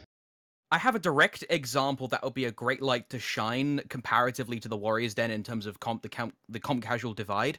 Who here, raise your hand, say I, watches the Digital Extremes developer streams for Warframe? Nay. Their stuff they do for their dev streams absolutely blows Warriors Den out of the water, because the latest one they did, they rolled out a whiteboard and did basically an investor meeting with the community, laying out their roadmap and talking in depth about specific problems that they want fixed. And I think that alone would be able to that kind of in-depth communication, which has slowly but surely faded away from the Warriors Den and ends up coming back conveniently when any kind of controversy comes back up, would be sorely needed. Dump out the meme section entirely and then have not necessarily call-ins, because that's a recipe for bloody disaster, but have a more specific questions. Like, even hell, when we had questions from the community to Dolbany's voice actor was more interesting, because we got something from behind the scenes. Have questions in specifically about topics like, hey, what can we do to help competitive players out? Address this stuff on stream. Don't let it just be a meta commentary like we're doing right now. Make it something everyone in the community will look at and hear at, and eventually it'll bleed out into the zeitgeist naturally. Yeah, like I was gonna bring up the Warframe devs earlier, actually, on a similar point. Like, they're like the gold standard. Like, what they do is nuts compared to almost every other company that's in the industry. Like, their community management, and like that's one piece of the puzzle. Is like, we have Eric Pope, which is, I think, better than most community management people. But the other side of the coin for Warframe is the dev team is very much involved with their community as well, and we don't have that so much. And I think that's been like getting weaker and weaker as time goes on. So like having just like a sit down and explanation of why things are the way they are and what the roadmap is, and then having receptive ears listen to the community, especially like people at the higher level, that'd be great. But how many times have we hoped for that? How many times have they invited people to workshops and stuff, and then nothing really panned out from that? So I don't know. I think a lot of the issues are something that we can't even pretend to approach as a community. It's all like internal things that we have no power or influence over. When it comes to like quick updates and competitive changes and doing things for the competitive community in general, a lot of those things aren't really up to us to even try to fix. Would you say it's kind I do think we have a voice. The game needs more of an infrastructure overhaul over at Ubi than anything else. Yeah, maybe. That would be my guess. Very true. I just want to interject and make you guys aware. Takes 5 coming hours. Close to time. And okay. There's about, say, 30 minutes left. Right about. If there's any like main points that anybody's been holding back, now is the time to push them forward. Please don't cancel my flight to Montreal. I'm sorry for everything I said. I don't have anything major personally. Yeah, I think Tournament support. Tournament support. Warriors Den being a little bit more interactive with the community, and maybe getting some people on there to talk more about like what could be fixed, and just more communication there in general and less memes, and more tournament support, man. And in case you didn't hear that, more Also tournament support. Yeah, more tournament educational support. content can also help. Also, don't wait for the game to be balanced before getting spectator mode. Otherwise, your spectator mode will never arrive. Just give us spectator mode. Yeah. Yeah, just give it. Just One make question something. actually I have for you. Give me. I don't know how many of you watched the finals of the tier 2. I was about to say casual. That would accurate. The tier 2 tournament. In the finals, what is your feedback on that for the finals of the tournament? Heard normal tournaments. Obviously, the comps were extremely similar, having AJ and Kensei there. It was, I'm guessing, obviously expected by you. I don't know how much about Berserker. Looked like semifinals of a big tournament, right? Okay. Yeah. Like, is that it? Just semis? Yep. Right. Wasn't that bad. It was pretty good. I enjoyed it. Yeah, I haven't watched it, so I can't comment. The tournament's fine. Tournament was fine. Yeah, I skimmed it. It was like, yeah, that'll be perfectly fun to do commentary for. It just seemed it was perfectly not mediocre, but palatable. It wasn't anything spectacular, but it's there. It exists. It was a jolly enough time, I suppose. I mean, I'm generally not opposed to the fact that we have low range and mid range tournaments, like the second league in football or something. It's not necessarily a bad thing. Especially because people are more inclined to join a tournament that they may be able to win than they are with, a tournament that has all the established players in it. Sure. So it's definitely something that is nice to see every now and then, but I think the execution of it is not quite there yet. This is a little off topic, but I just have to say that, is it just me, or does Verbalocity sound like Silver after he sucked a helium balloon? God fucking damn it! Yeah, no, you're right. I can totally hear that. That's all I can hear now. Why did you have to say that? I'm ruined now. Oh dear. I think it's interesting to see how other players who aren't considered pro players, how they. I didn't get to watch much of Salty's tournament because I was away for another tournament, but in my last tournament, we actually had some people who I've never seen before actually do honorable ones. The dudes. I love that. Those guys were my favorites. The dudes. They were Oh my incredible. god, that was so good to commentate. I was so happy with that. That was me and Kawaii. I wish he was still here because Kawaii was. His mind was off in the ascendant realm. He was like not knowing what to say. I was absolutely eclectic because it's something you don't see that much. It's a different perspective. We're used to that kind of semi-sweaty stuff. So now that we're seeing a completely different thing, those guys became the chat baby faces in one set. They were the crowd favorites in my opinion. I loved them. As soon as I saw that happen, I was like, I'd love to see these guys do this in the end. Just happens, just to see what happens. Like it was also, really, by the way, nice your commentary, very good, by the way, Mr. Pierce. It's very nice to see that you tried it out. Oh, the commentary? I was talking out my ass at 100 miles an hour. Yeah. I don't know. It was really fun. What do you mean? It was quite enjoyable. I generally like to see more people try it. Really. Well, I think I did like it's like I'm pretty sure Verb was talking about it in the out of the content creators we have. A lot of them have the sort of skill and sort of sense of humor and insight into the game who could actually do it and do it very, very well. It's just a matter of them putting themselves forward, getting the opportunity to, I feel, which is what's holding people back from it. Yeah. And if they were given the opportunity a bit more, we'd see a lot more of it happening, and maybe that would end up coming up with these new, weird, out of the blue casting squads. Yeah, I mean, hell, I think I got roped by Raven to cast with you, Daddy, on the Shugoki tournament this Sunday. What? Yeah, he asked me. I remember that. Yes, I remember him saying that. Yeah, in Full Glory, and like I've never actually really talked with you until now, funnily enough. So that's another combination. And there's so many different people who I want to see on a desk together that could produce some very interesting things. Like hell, I'd want to see Kitty's brought in if he wasn't probably playing as a free agent in the tournament, bring him in as a chair 3 analysis because he's a Shugoki main. We may even get some old school people come back. It'll melt. Kleika come back. Oh, Kleika. We might get Sophie Face. I know Sophie Face like dabbled a tiny bit in commentary for fun on some streams. I know we're not getting Pete Moo, but he liked a tweet of mine when I pinged him, so hopefully he comes back. He's alive. Pete Moo's alive. Come back, dude. I mean, we could always go the Smash route. He might be going back and playing the game. Someone here has to be the Optimus clutch. If it has to be me, so be it. I saw him look onto you play. He's back. He's back, baby. Somebody has a comment in chat for you, actually, Mr. Faber.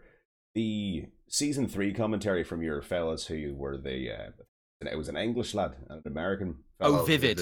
And King Richard. I did. And another Reddit charge, that fella. how was their commentary? Is what they're asking. Like, how was that quality of a tournament? That tournament as a whole, good? Was the casting up to par? Was it what it needed to be for that quality of a tournament? Early. They survived. They did what they could, but that was a dire situation. Like, anyone, try and go back to that VOD, mute it, commentate over it, try and make it interesting and informative and engaging. If you can do that and not do it with a sense of irony, I will be impressed. Yeah. I don't think you And could without using sarcasm. Goran. Goran. Whatever. Goran could do it, lol. Yo, dude, fucking get Gorain to commentate your tournament. You'll have like 5,000 Exactly. viewers. There we go. Fuck, you're right. Okay, you guys are fired. Gorain's. Oh god, just set the title of the next tournament. Fucking. Hey man, who gives a shit about chatters when you have featuring 10,000? Yeah, exactly. Can't even read 10,000 very loyal unchatting. Just very supportive. Forehead. Well, they're under a vow of secrecy. They took a vow of silence. So. What is this, a frat house? What the fuck? Fucking Green's chest is full of fucking T1000s, dude. Oh god. Like Green should just fucking embrace the memes at this point, and he should just play the quite literally has theme quite at the literally start of has. every stream. Like, oh my god, he's making a habit of whispering moderators in a lot of channels. I've noticed recently. I've noticed that over almost every chat that I've been in the past week or so. Like the streamers themselves commenting on it, and either the mods or people in chat commenting on it. It feels like he's maybe got a sense of invincibility because of it, getting back and such. But I know how it is. I've heard you comment on it before. You know, identifying who the view botter actually is extremely hard. You know, solid evidence, but you're aware of what's going on. But it's, I guess. I'm gonna say one last thing here. Sorry to cut you off there. I'm gonna say one last thing because I'm actually about to head home. I just got off work. Anyways, yeah, I think this discussion has been really, really helpful. Like, kind of forging that bond between the two communities, maybe like making a step forward in the right direction.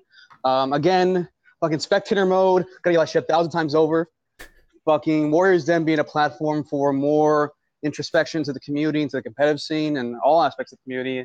Instead of, just focusing so heavily on memes, which are okay, but too heavy sometimes. And then, of course, more tournament support and more educational content for the game, so people can learn the game a little bit easier. But yeah, that's it for me, guys. Thank you for having me. And thanks, Raven. Well, here I did. Cheers. Oh, cheers and for don't. Coming on, man. Appreciate it. Yeah, of course. Yeah, it's my pleasure. And don't forget, subscribe to PewDiePie. All right, I'm out. Jesus Christ! I'm banning him.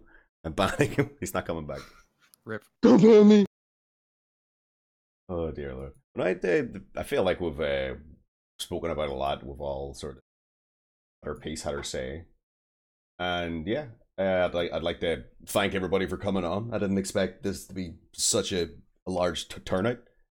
With it being only sorted out this morning by Lord Dem himself, I didn't expect so many people to come on. And again, tell you what, I was more expecting people to be hurling abuse at each other, but everyone's been super respectful. These are super cool dudes, and I appreciate it.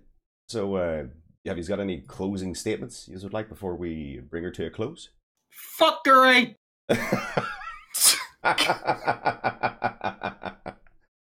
Oh shit! Love all you guys. Yeah, fuckery. Okay, yeah. This has okay. been If therapeutic. you guys enjoy tournaments, follow the arena. All right. Yeah, nice. You know what? And Ender Games, please. We don't exist. Not really, but join anyway. Right, on the count of 3, can we get a collective fuck green for the clothes? Yeah. Then we'll bring it out. Sure. Everyone Count it down. Count it down. Right, on 3. 1, 2, 3. There we go. All right, happy days. Clutch with the immediate ear, right? Amazing. All right, lads. Thank you all very much for coming on. This was fucking great. The fact that the devs and everything watched was awesome. Hope you've had a great weekend. Thank you all for being here, and who knows, maybe we'll do it again at some point. Thanks for having us. That'd be great. This was rather nice. I'll let you boys thanks off, for the and invite. I'll. This catch was yous awesome. Thank you for having me. later. All right, Raven, thank you, go boys. home. Goodbye. Going Cheerio. and going. Peace, guys. All right, lads. All right, everyone. That was quite the experience. If you ask me, that was very, very, very, very nicely done. there, I'd say we clearly touched on everything, showing that there's not really a divide. It's more so, like I said, misinformation. A big thank you to everyone again who took part, and to everyone who's stuck around. Hopefully that's cleared up any doubts or misinformation that you had before. Clearly everybody's sort of on the same idea and thought process, which is nice. Thank you, Tress. Thank you. And let's see who we will throw it off to. Let's see here. I'm thinking Goran King. What do you think? You host Goran King? Goran King, Nicky Setmix. Who do we host? You boys pick, and we'll chuck it their way before we end. But again, thanks everybody for sticking around for so long. It was great. Goran, host Goran. Will we? Will we do it for the memes? Hey, you know what? No, you know what? We'll give Rawit a nice little an extra reward for them winning that tournament over the weekend there. As a thank you. But anyway, guys, thank you all very much for being here. These are all awesome people, and have a great Monday night. Cheerio, boys.